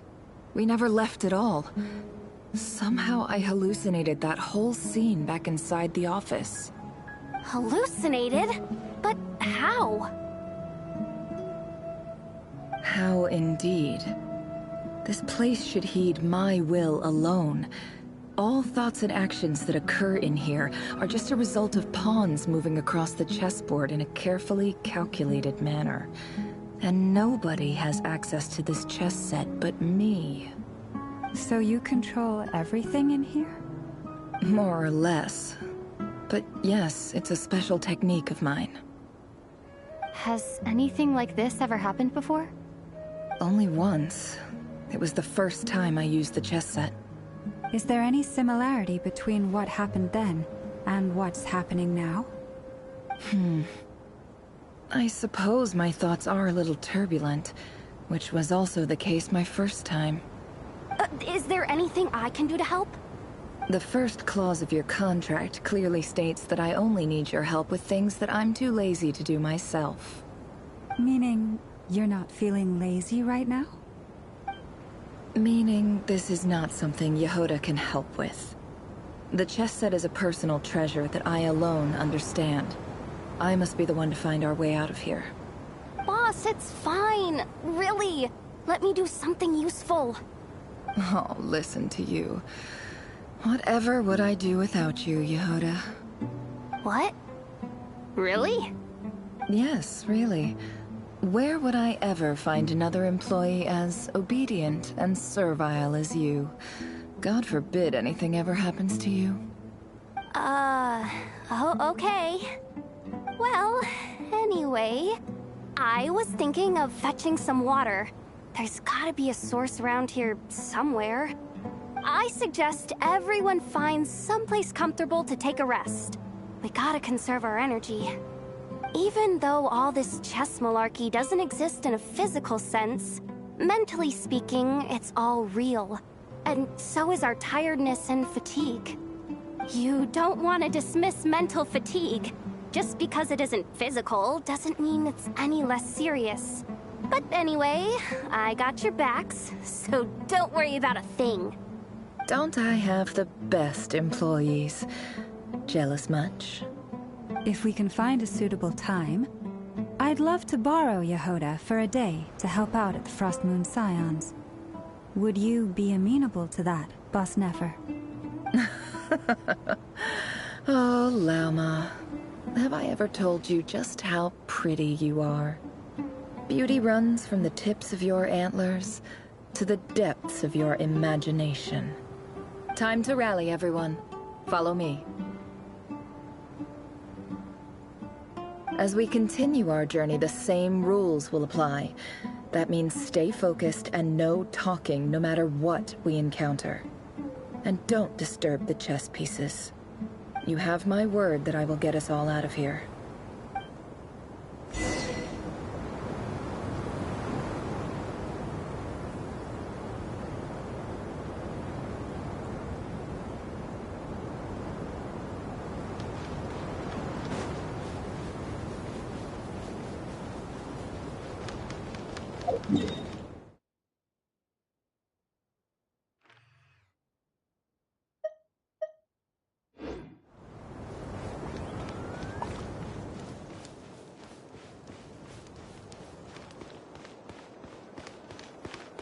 This place looks familiar.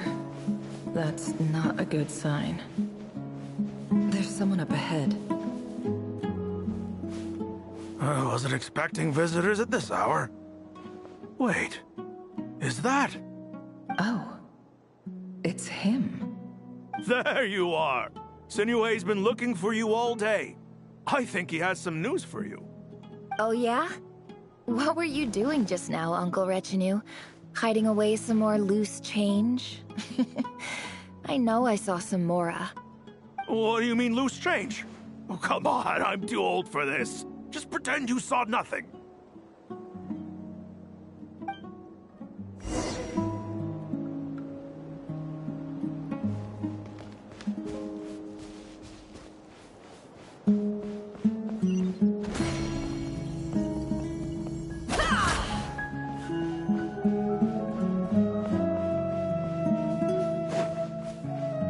Hey, kid.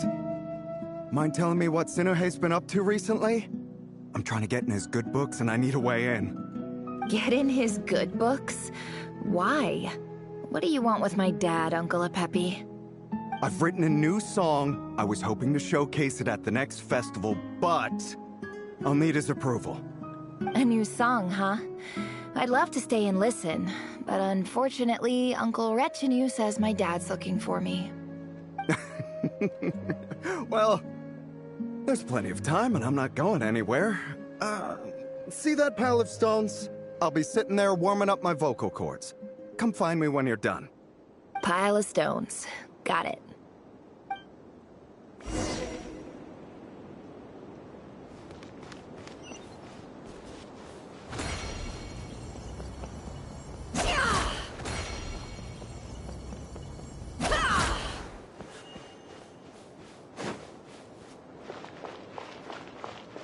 Hi, Dad. Uncle Retinue said you were looking for me. Ah, there's my little princess. If you'd gotten back just a little sooner, you could have shared the spoils of war with me. Spoils of war? Who were you fighting against, Dad? It was just a figure of speech. The aftermath of a sandstorm is no time to be waging war. I was talking about our war against thirst. I went out to fix our water supply problem, and now I'm back. Which means... We have a well again! That's right. I found a new one and brought back as much water as I could carry. It should last us for a good while. If it wasn't for these blasted sandstorms, our wells wouldn't be caving in. You wouldn't be spending all your time out searching for new water sources. As the chief of our tribe, I'm supposed to be leading us out of hardship and poverty, onto better things. You know how prosperous our ancestors were. I've told you all the stories. And look at us now, squeezed into these hovels. No one would choose this, if it wasn't for the endless wars over the years. But things are looking up. I started working with some folks from the academia a few months back. They gave me some contacts in return for my assistance in the desert. So you're the academia's helper now? Special ambassador, they call it. Think of it as a partnership. It's nothing bad, okay? We've been isolated here in the desert for too long. Seeking opportunities elsewhere is the best thing for us, and the fastest way to progress. So, do you get anything good out of being a special ambassador? Of course. My luck's improving all the time. One day, I swear I'm gonna lead us out of this place. We'll find somewhere new. Somewhere better.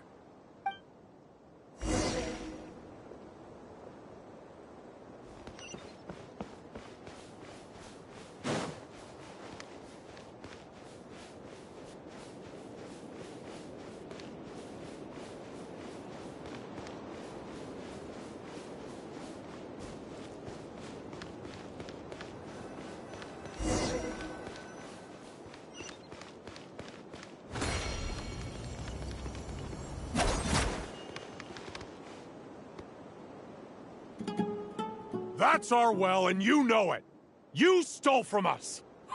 Well, you've gone from chief to thief, and now you have to face the consequences. Did you really think you could take our water without permission and get away with it? You're either brave, stupid, or both. And that Special Ambassador Act? Yeah, nice try. We spoke to the academia. They said it was all news to them. You're a liar and a cheat!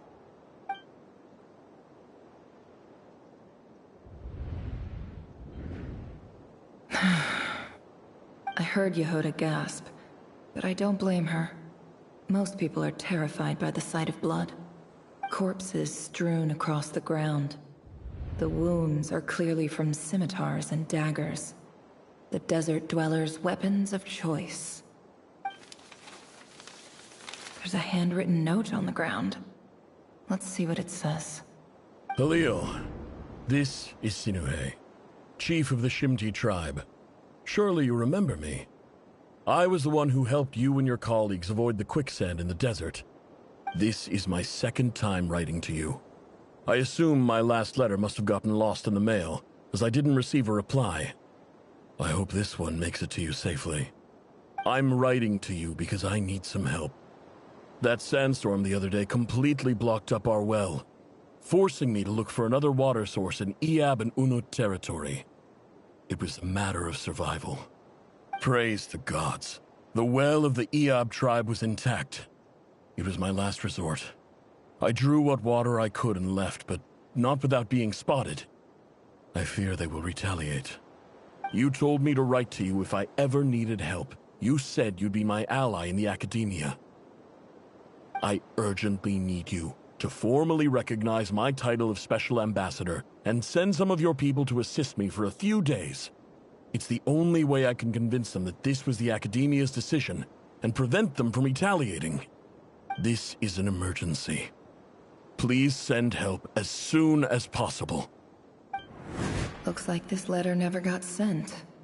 The writer died a grisly death, and the letter was trampled into the ground. It's badly defaced. Some parts are barely legible. What a ridiculous lie the surviving Shimti tell. Their whole village was butchered over a sip of water.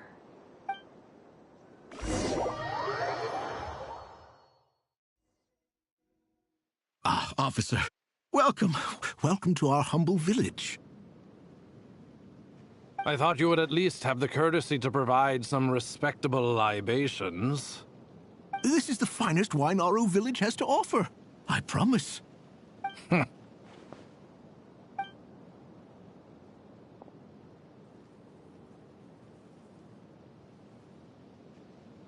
The Academia has agreed to reserve a single space for a candidate from your village. But I remain skeptical of this entire endeavor. I highly doubt anyone in this desert possesses serious academic potential. Please, have faith. If not in us, then in our god. The child we found shows great promise. I beg you, take her away from this place. Give her a chance. Don't let her talent go to waste. I don't recognize her. New arrival? She showed up here a few days ago and we took her in. She's a really bright kid. Please help. I'm begging you. So, where are you from? Nowhere special. Just a sand dune. What about the rest of your family? How many of you are there? Just the one. It's only you? Correct. So, no brothers, no sisters, no mother or father? Any who have slept on a bed of sand, I call my brothers and my sisters.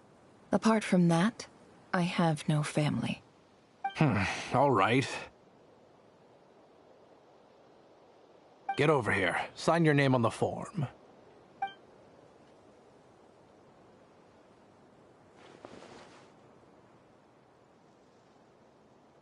Never?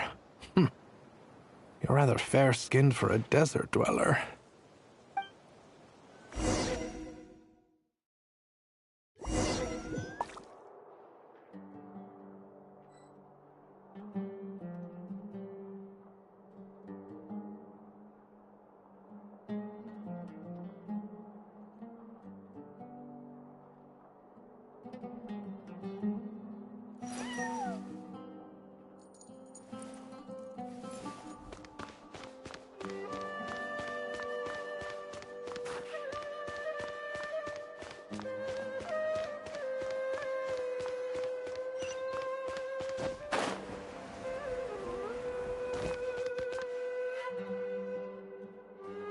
Nefer, this term's assignments have been issued already.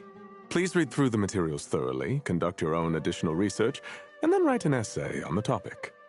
Yes, Professor, I'm aware. I just had a couple more questions I wanted to get your perspective on. Oh? Please, ask away. Well, I saw the other students' problem sheets, and I couldn't help but notice that my assignment is much easier than theirs. Do you really think I'm a weak student? A weak student? Goodness, no. Quite the opposite. You have a sharp mind. Almost too sharp. I think what you're saying is, a weak student wouldn't have noticed the discrepancy. And if they did, they certainly wouldn't complain about the lighter workload. You see, sharp as they come. You see things the way they are. And I'm sure you know why they're like that. Because of where I come from. Because I'm different. I'm sorry, Nefer. I don't like it any more than you do. It's just... Anyway, you said you had a couple of questions? What's the other one? I wanted to check... If someone sent me a letter to the Academia, where do I go to collect it? Ah, your family wrote to you. Well, as long as they put your name on the envelope, someone should hand it right to you. Not exactly. It's not even a recent letter. I was just curious where the mail would end up if no one collects it. The House of Dana, I expect. I know there's a box for unclaimed mail somewhere in there, probably sitting on a shelf. Whatever you're looking for, that'd be the place to start. Okay, got it. Thank you, Professor. Oh, don't mention it. Honestly, I feel like I failed you. I'm supposed to be your teacher, but I haven't taught you anything. Hey, don't say that. You're a great teacher, and you do your best for all your students. But the rules are the rules. You're not allowed to teach students like me. It's not just the Academia, either. The whole world bends over backwards for the successful, and leaves the losers to suffer and die. Oh, my dear child. Don't tell me you've given up on life already. I haven't. I just think that if you want to make it in this world, you have to find a way to become successful.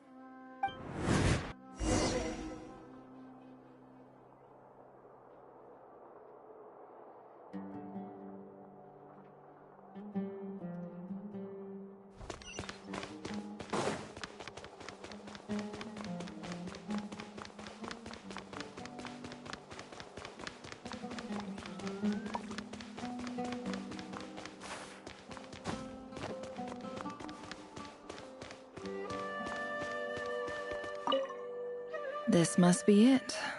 A big cardboard box full of unclaimed mail. And probably some letters that ended up here by mistake, too.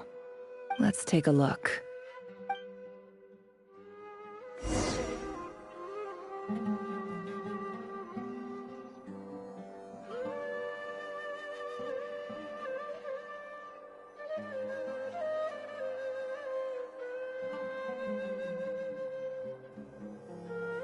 Why does Ashru sit up on the counter? To welcome our clients, of course. A kitty's gotta earn his kibble somehow.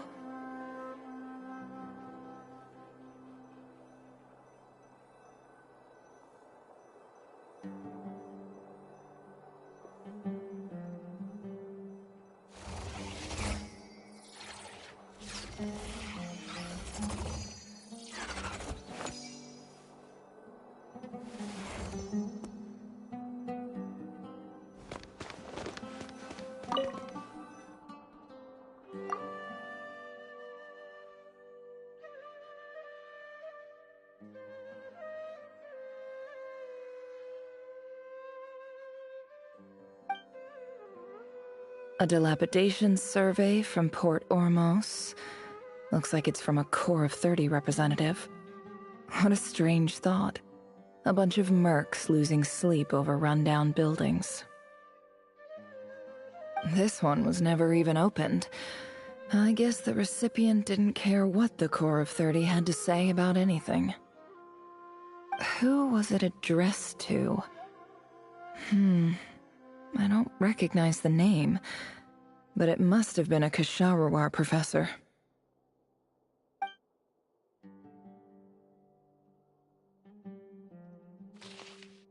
This one is addressed to the Immorta Sage. The title is Changes Observed in Satyavada Life Symptoms. Why do all these letters read like full-blown dissertations? Guided by the incense, we became lost somewhere in the forest. All the barriers between levels of consciousness disappeared as our minds soared around in circles, looking for a branch to seek refuge on.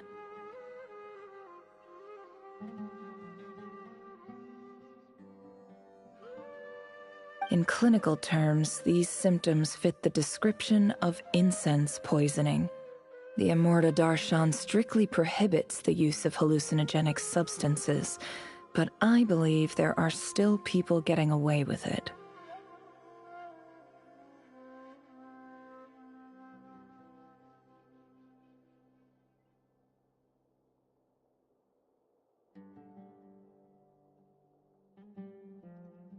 For example, my neighbor who always breaks out into song and dance after using incense.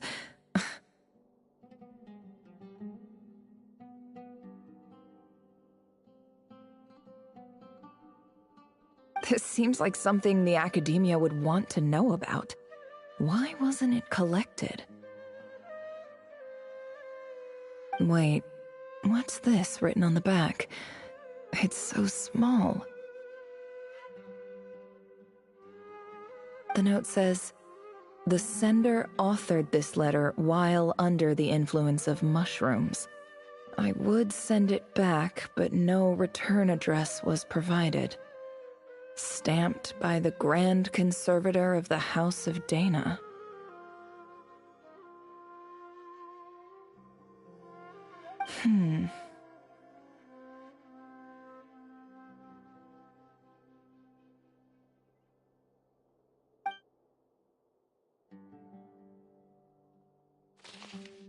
This next one is addressed to Grand Sage Azar?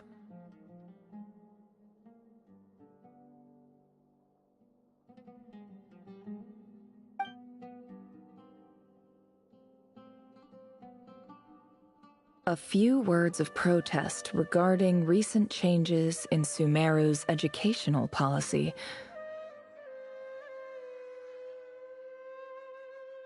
In recent years, the academia has taken on a small number of students from the desert region, as per the policy to this effect.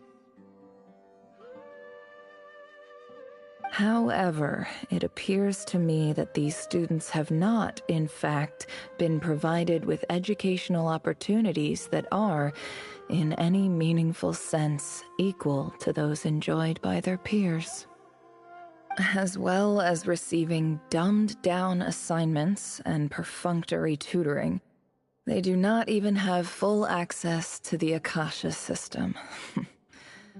Education is the fundamental purpose of this institution, which should go without saying in a nation whose founding virtues are knowledge and wisdom. I ask you, is the lip service we pay to the policy of education for desert students truly the standard of pedagogy to which the academia aspires? As Grand Sage, policy decisions are your prerogative. But do not forget your roots. You and I were once students too, as was everyone else in this institution. I do hope you will give some serious attention to this matter. I encourage you to discuss issues like this with myself and others, and listen to some alternative opinions. Great letter. Shame it didn't get to where it needed to go. And the sender is... Huh? Sage Cyrus of Spantamad. I didn't realize anyone else even knew how bad students like me have it in this place. So this is where letters from the Sage of Spantamad end up? Nice one, Grand Sage. Really enlightened leadership.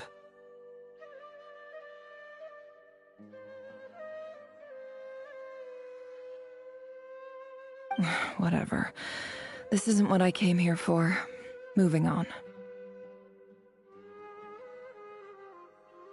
I'm not exactly holding out hope that a letter sent from the desert would even make it here. But if it did, where else would it end up if... I can't believe how much discarded mail there is. Must have been years since someone last went through it all. And this is just one box. The whole House of Dana is boxes on shelves.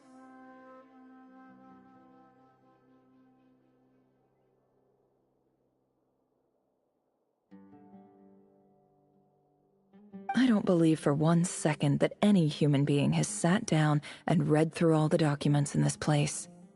Who has that much free time on their hands? Wait, could this be it?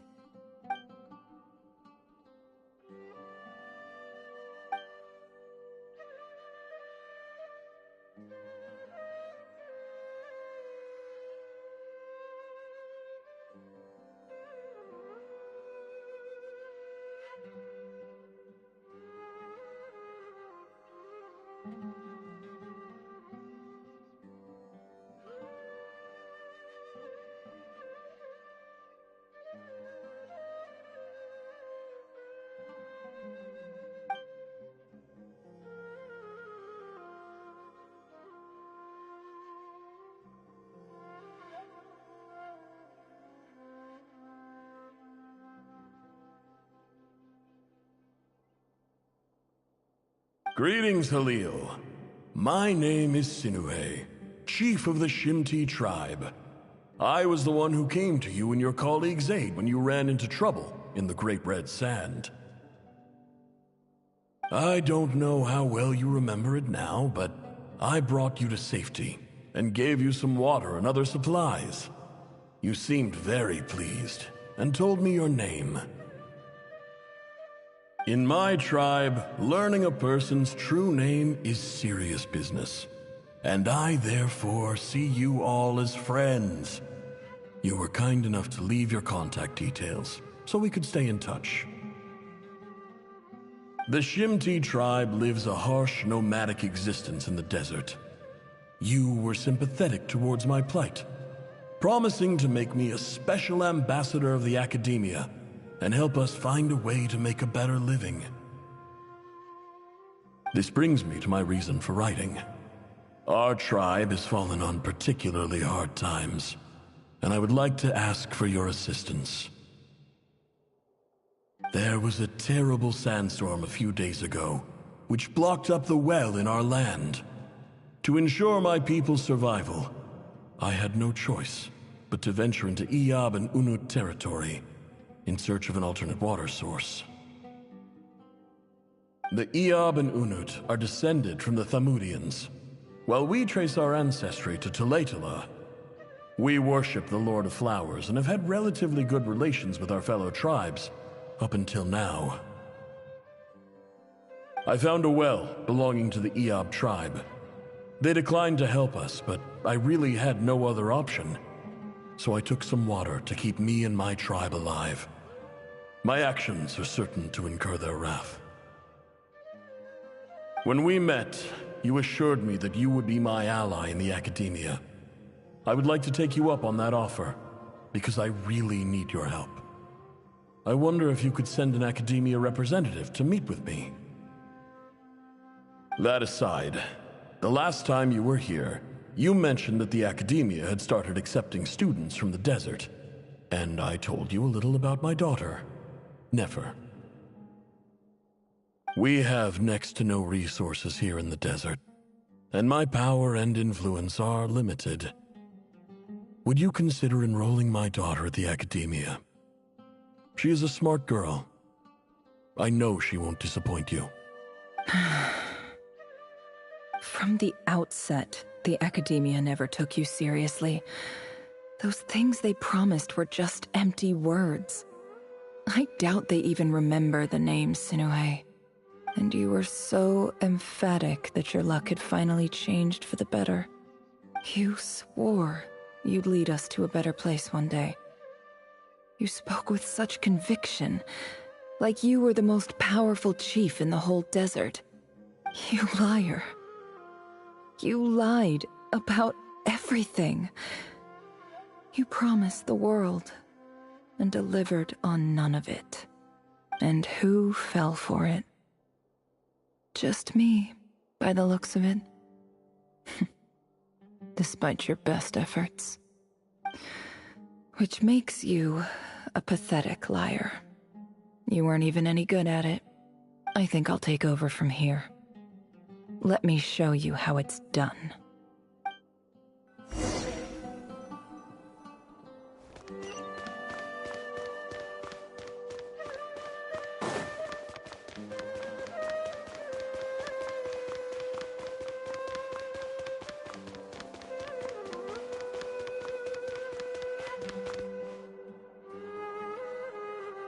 I just came to say goodbye.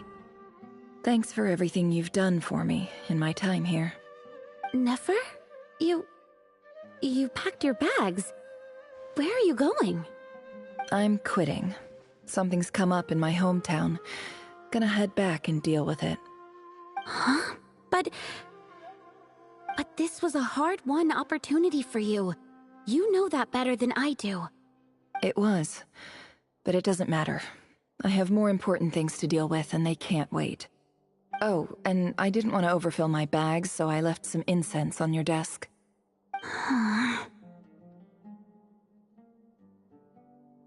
What's wrong? I thought you liked incense.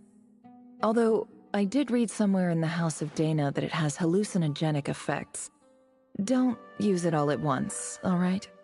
Isn't this the stuff you brought from your hometown? You're just letting me have it? But you said it's a rare and valuable commodity. Yeah, about that. I lied. It's not rare at all. There's this bunch of ruins near my hometown that are practically overgrown with this plant. It's not worth much. Keep it. It's fine. But never... All right. That's all from me. You take care.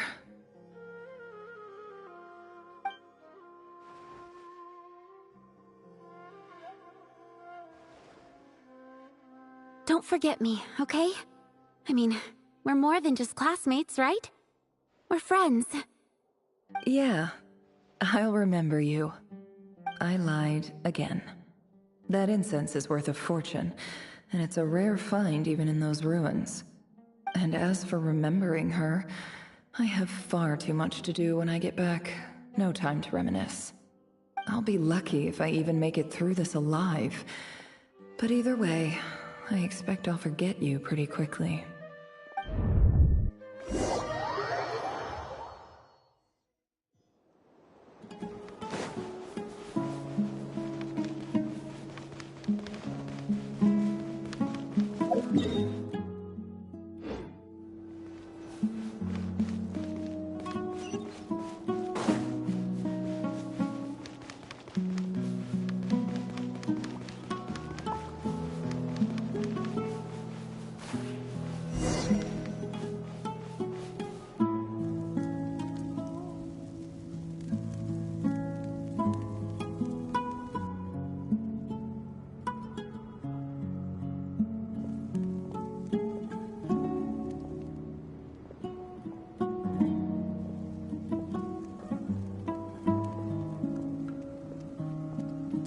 It's a pleasure to meet you, Mr. Arif. So, what does the Academia want? Since they've sent their special ambassador, I assume there's a big business deal to be made. If not, I'd be very disappointed. Please, sir, lower your blade. You're lucky I'm the one they sent. Not all special ambassadors share my admiration for the Iyab people. The ever-shifting balance of power in the desert reduced the once great civilizations of this region to rubble and sand. But the story of the Iyab has a very different trajectory. Others grew weak, but you grew strong, beginning in obscurity and moving to prosperity. You're the only ones who defied the trend. Huh. So, you do know who you're dealing with? This well is the perfect symbol of your strength, is it not? It used to belong to the Unut, but it looks like you have control over it now. You're not wrong. But I'm sure you didn't come all this way just to flatter us. Of course not. I came to bring you some very good news. Some information that recently came to light, which might just be your ticket to freedom. Records uncovered by the Vahumana Darshan show that a certain well currently under Iyab control is built on top of some ancient ruins. These ruins are of great archaeological interest to the Academia. I checked the map carefully on my way over here, and I'm confident that this is the well in question. The Academia is offering 50 million mora in return for excavation rights. 50 million? No, wait. If these ruins are as important as you say, 50 million's a little low, don't you think? Don't get greedy, Iyab. We know far more than you think. We know that you seized this well by force. Wasn't that the first step in your rise to power? To drive away the Unut and steal their water supply? So what if it was?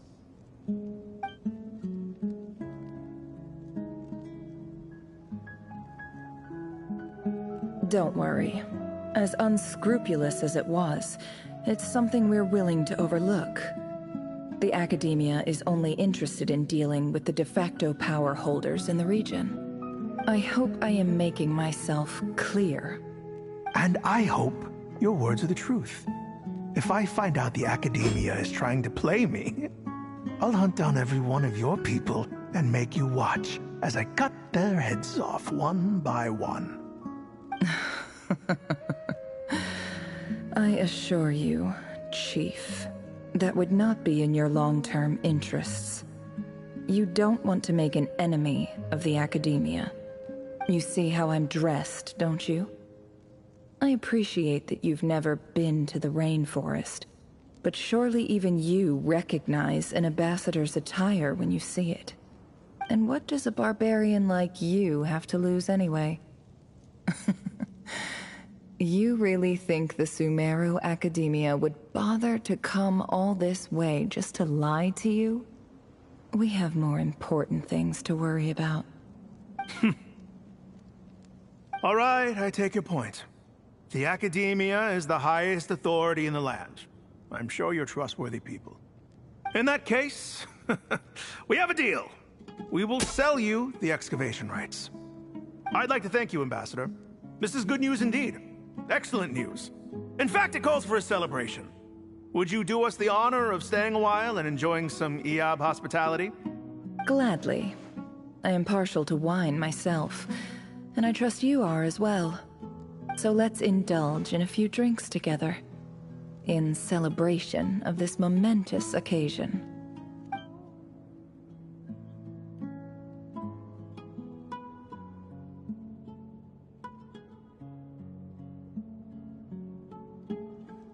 Chief!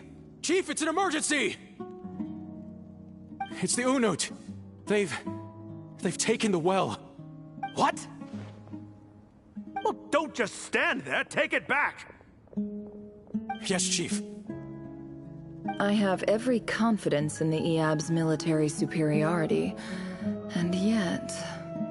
Well, what is it? The Unut's response was alarmingly fast. The day after we reach a deal, they seize the well. This can't be a coincidence.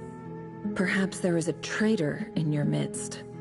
I don't think so. I am obliged to remind you, Chief, that the Academia will only deal with the de facto power holders. If you cannot regain control over the well, I'm afraid you won't see a single mora of that 50 million. No! Please, Ambassador, just give me some time. I swear the Unut will not get away with this. That well is ours, and so is the mora. Glad to hear it. I will wait here for an update. If there is a traitor, I will find them. In the meantime, make yourself at home. I'll report back as soon as I have an update. Much obliged. Wow. All it took was a few words and I've got him wrapped around my finger.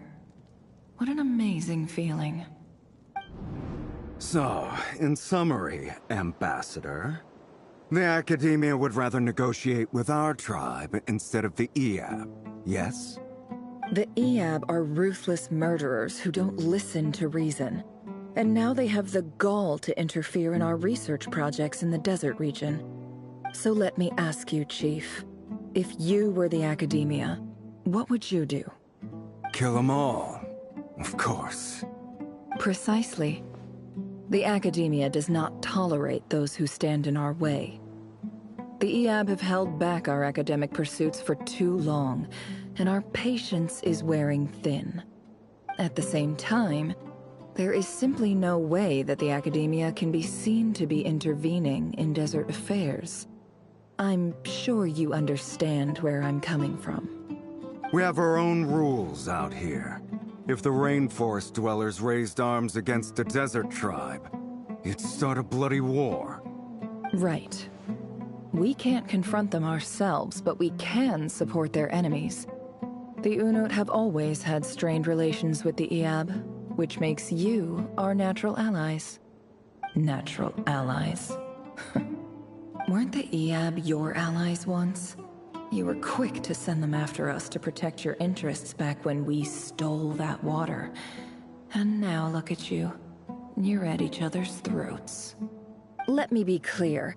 The Academia wishes to collaborate with the legally recognized rulers of the desert in this matter. We are asking for excavation rights to that well, and our offer is 50 million mora. Say no more. I believe we have an understanding. Good.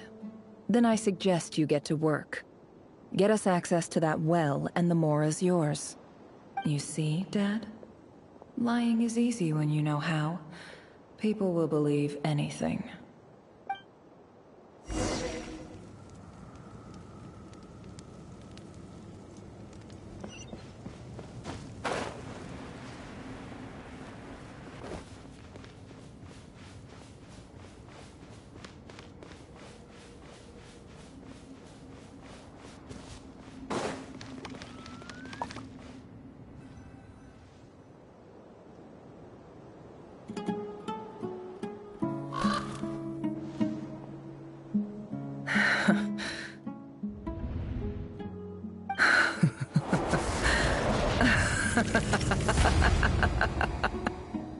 Look at yourselves. You may be vile, savage monsters, but your butchered bodies bleed like any others. You're no different. You're nothing special at all. The monsters who destroyed my home, they're just ordinary, petty human beings. What a joke. I think we're even now. Maybe I've even done the desert a favor. It's a better place without all these people around. Oh, Sinuhe, my gullible fool of a father. Perhaps if you'd been as ruthless as I was today, our tribespeople would still be alive. In this dog-eat-dog world, a chief needs to be tough to survive. But you couldn't do what had to be done. So I did it for you. Nefer, it's okay. All of this is in the past now. I believe I remember you promising to remain silent. Yeah, but even so... Yehoda, is there anything you can do to ease the tension?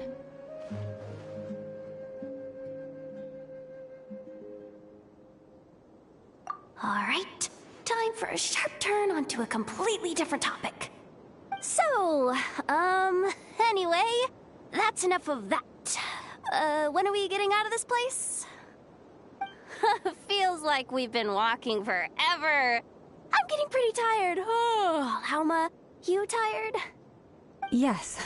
If we can find somewhere to sit down, I could certainly do with a rest. It's not far now. There should be a temple just up ahead.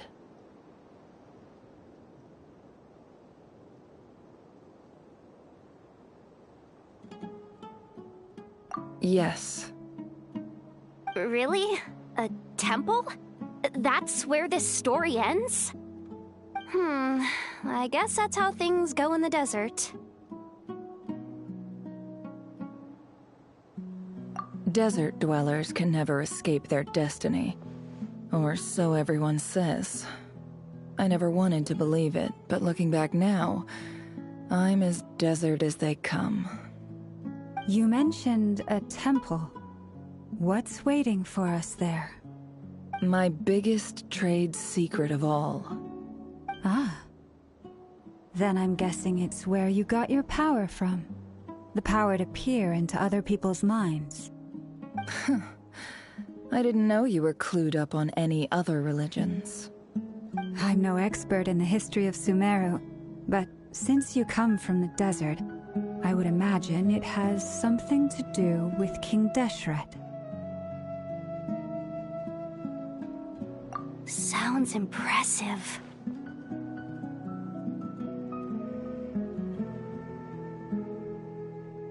Oh, I know who you mean. General Mahamatra Sino. The spirit of Hermanubis dwells within him. That's Boss Neff for ya. She knows everything. Sino's hardly a figure of obscurity, but I know about Sethos too. What about him? Is he a big deal or something? Well, he's not a small deal, let's put it that way. Please, this is the bare-bone basics. Save the flattery. Thanks for your patience, everyone. I'm sure it's been a lot to take in. With any luck, that's our exit just up ahead.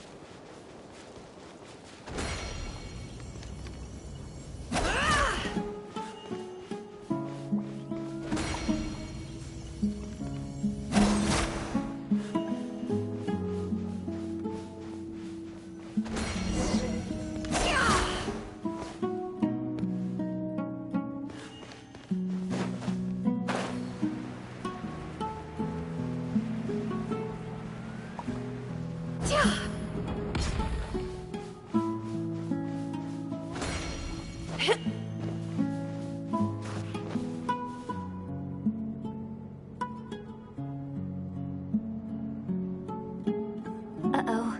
Uh-oh. Uh-oh. I'm totally out of my depth here. I don't have anything to add about any of this stuff. Like, look at that statue, for instance. I want to do the whole name-dropping, this girl knows her stuff thing too, but I've never seen anything like it before. A statue with the head of a bird. That's Thoth, the Ibis King, one of the 7 pillars of King Deshret. The legends say that he, the Crocodile King, and the Goat King were the 3 retainers of King Deshret. Let's take a look.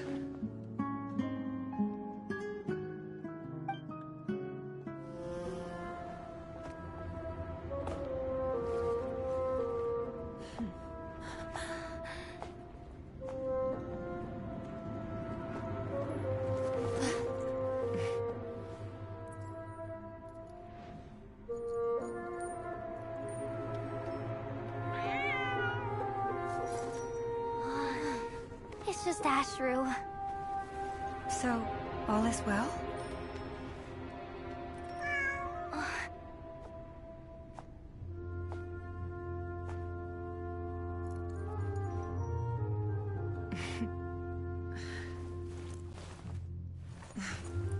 Typically speaking, at this point, the world disintegrates.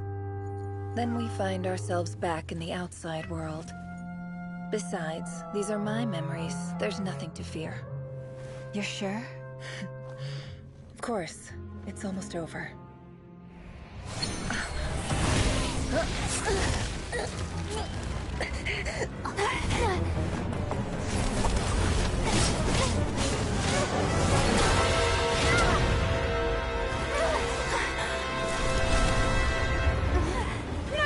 Hold on!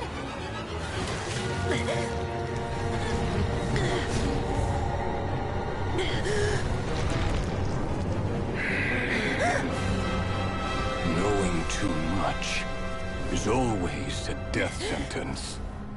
Speak for yourself.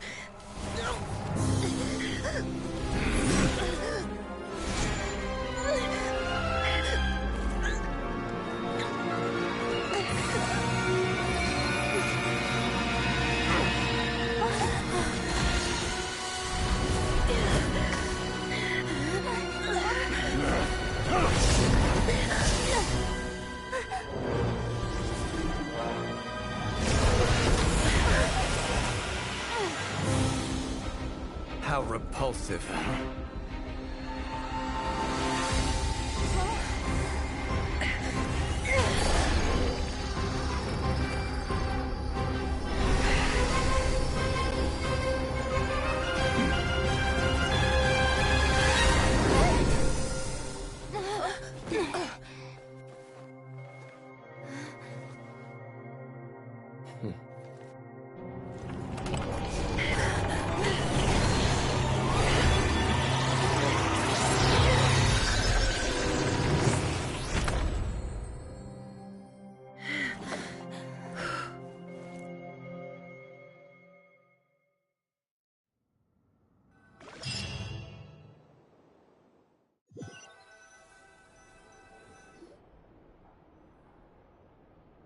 Timed that pretty well, didn't I? It's okay. I'm just glad no one was hurt. Paimon noticed you doing something too, Dainsleif. Were you helping get them out? Of course. When I asked Nefer to conduct this investigation, I was not naive to the dangers involved. I had a duty to ensure your safety. Good to know your sense of justice is still intact after all these years. I take that to mean that you saw the truth. That comes as a great relief. I certainly did. And thanks to your help, I also managed to trap Rerir inside the chess set. Whoa, really? How'd you manage that?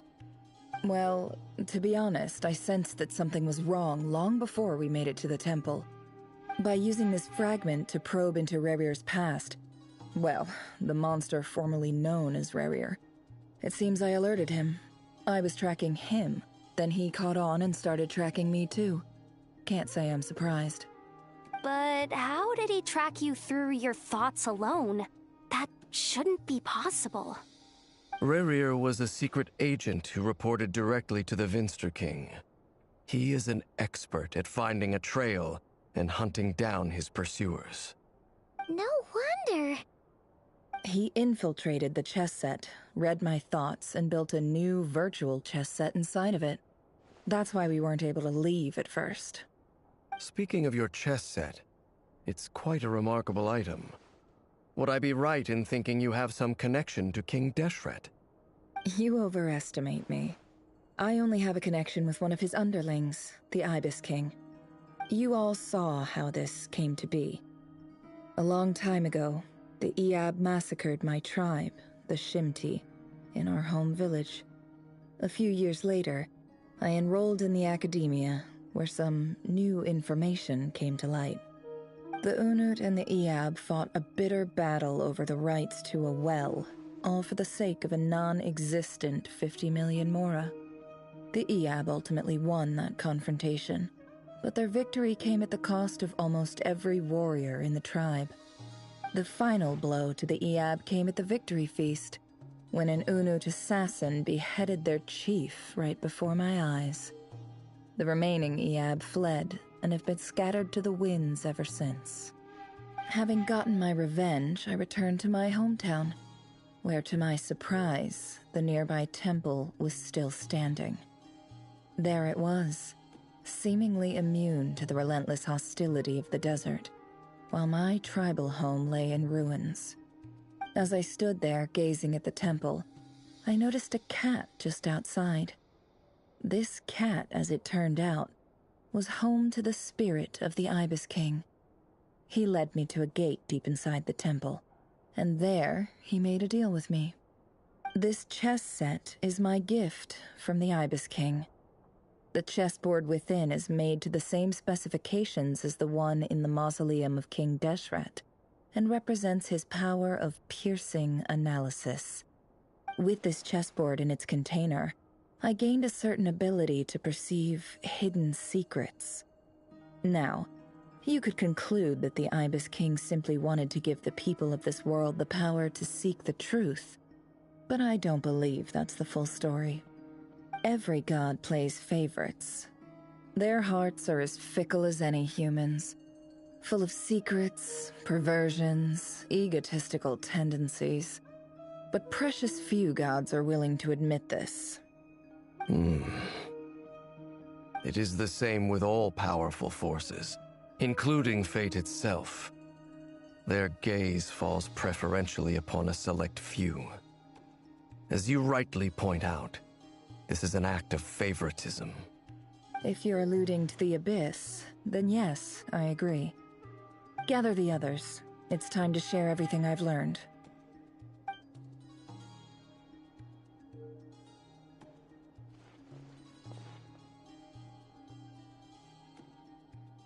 Thank you all for being here. As promised, I did some further investigating into the Raker of Solnari's background. I am pleased to report that the investigation has been most fruitful indeed. The Raker of Solnari, real name Rerir, was once a Conrian subject who served the Vinster King. I will now share the important details of his story. Please save any questions or comments for the end.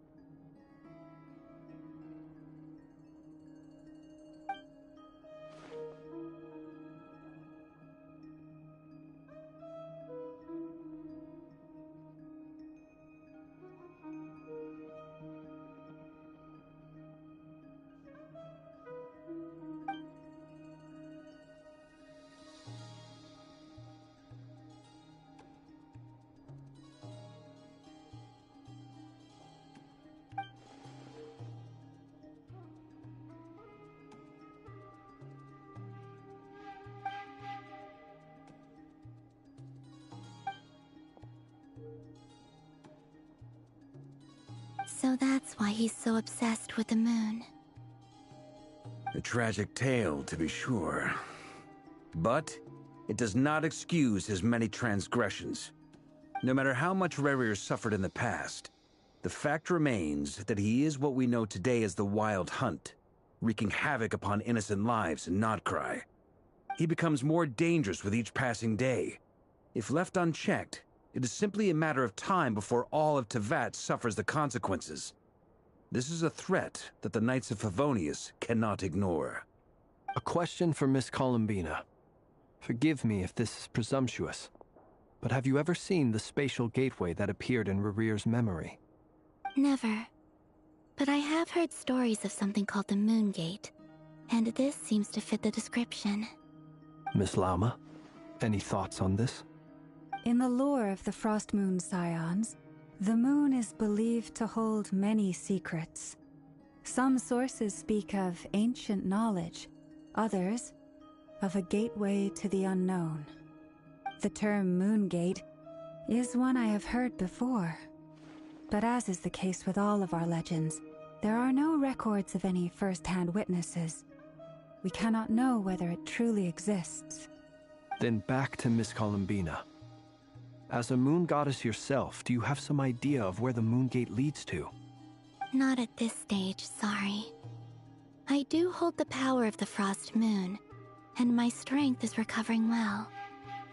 I can sense that the gate would open at my command, but... But there's more to the power of the Frost Moon than that? Yes. A moon goddess has the right to open the Moon Gate, since it is a path to the moon. But as never mentioned, holding open a spatial gateway takes a huge amount of power. And right now, I need to conserve my energy to fight the Rahier of Solnari. I'm afraid this is one mystery we may have to leave unsolved for now. I agree. Better to save your strength. But if you'll humor me for a moment, I have a bold conjecture of my own regarding the world beyond the gateway. I highly suspect that neither Tholindis nor Rerir made it through unscathed. The evidence pointing to this is the fact that the Rahier of Solnari exists in the form of countless fragments. With the abyssal power he wields, no ordinary foe can touch him, let alone tear him to shreds. And yet, the Wild Hunt proliferates wherever his scattered fragments lie, drawing hordes of monsters to many different locations across the land. So your theory is that Rerir was physically torn to shreds by some powerful force? Hence, why the Wild Hunt is a distributed phenomenon, rather than a unified one? Makes sense to me. Explains why the Wild Hunt is so pervasive, and why he's been trying to piece himself back together. He was whole to begin with, and he wants to be whole again. Without the power of the Abyss on his side, he almost certainly would have perished the moment he was torn apart. But the Abyss, much like a curse, has kept him alive. I could not agree more. The power of the Abyss is most surely a curse. It is a compelling explanation, and one that accords with my present understanding of Abyss creatures. whether the life form in question is primitive or advanced. If a curse has extended its lifespan unnaturally, it will continue to survive in spite of everything. This raises some interesting questions. I will run some experiments and see if there is any validity to my suspicions. That being said, regardless of whether my research bears fruit, I would like to thank Miss Nefer for conducting such a thorough investigation. Already, it has greatly enriched my understanding of the entity we face. My pleasure, Mr. Albedo. I too hope that the information I have shared today proves useful as we look to formulate the next stage of our plan. Hey! What is it, Dainsleif? You look really upset! It's just... when I think of the man I once knew as Rerir, I struggle to understand why things had to turn out like this.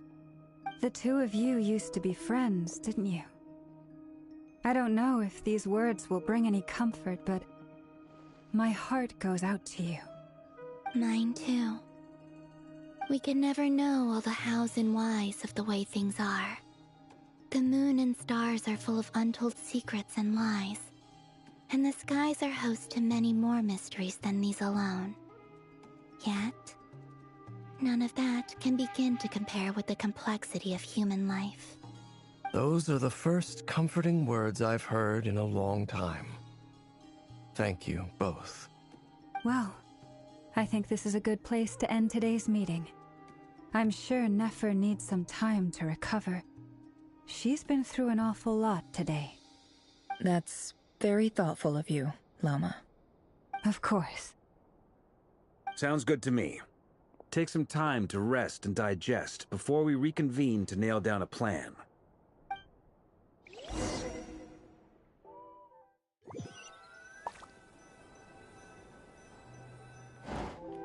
Hey, is this a bad time? Hope I didn't kill the conversation.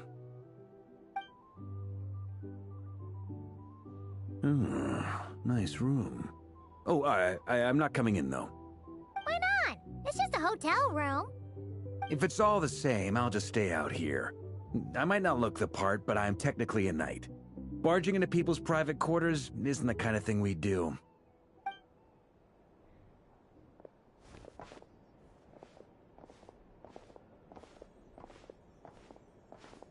Anyway, Nefer went back to the Curatorium to get some rest. But before she left, she shared some things with me that I thought you should be aware of.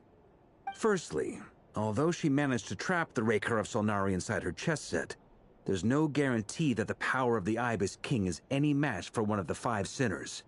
Their powers are beyond our comprehension. It's only a matter of time before he finds a way to break out.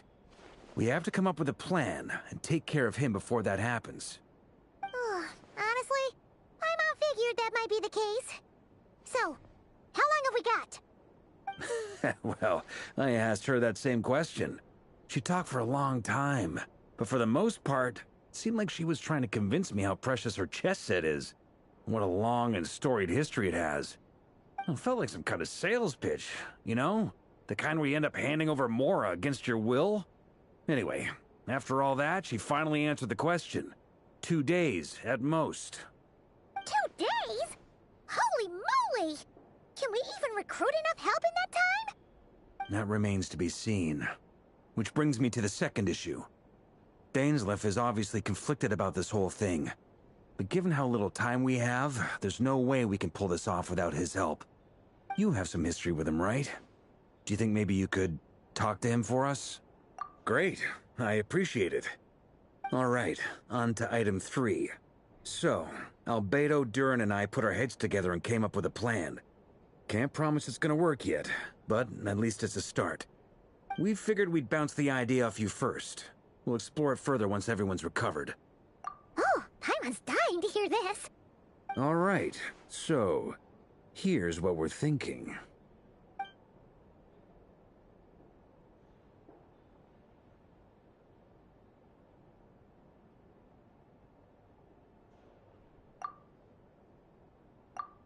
We felt a little uneasy about roping you into this. I mean, firstly, you're not locals, and secondly, none of us are your boss. You're well within your rights to refuse if you so choose. Roping us in? Why would you even say that? We know the stakes here. It's all of us against the Rayher of Solnari, or none of us stand a chance. I choose my words very intentionally, I'll have you know. I like to think there's an art to striking a down-to-earth tone even when the stakes are through the roof. Sir Varka, I have a few thoughts about this plan. I'm all ears. I think we can be more flexible with how the roles are allocated. In my view, the most sensible lineup would be like this.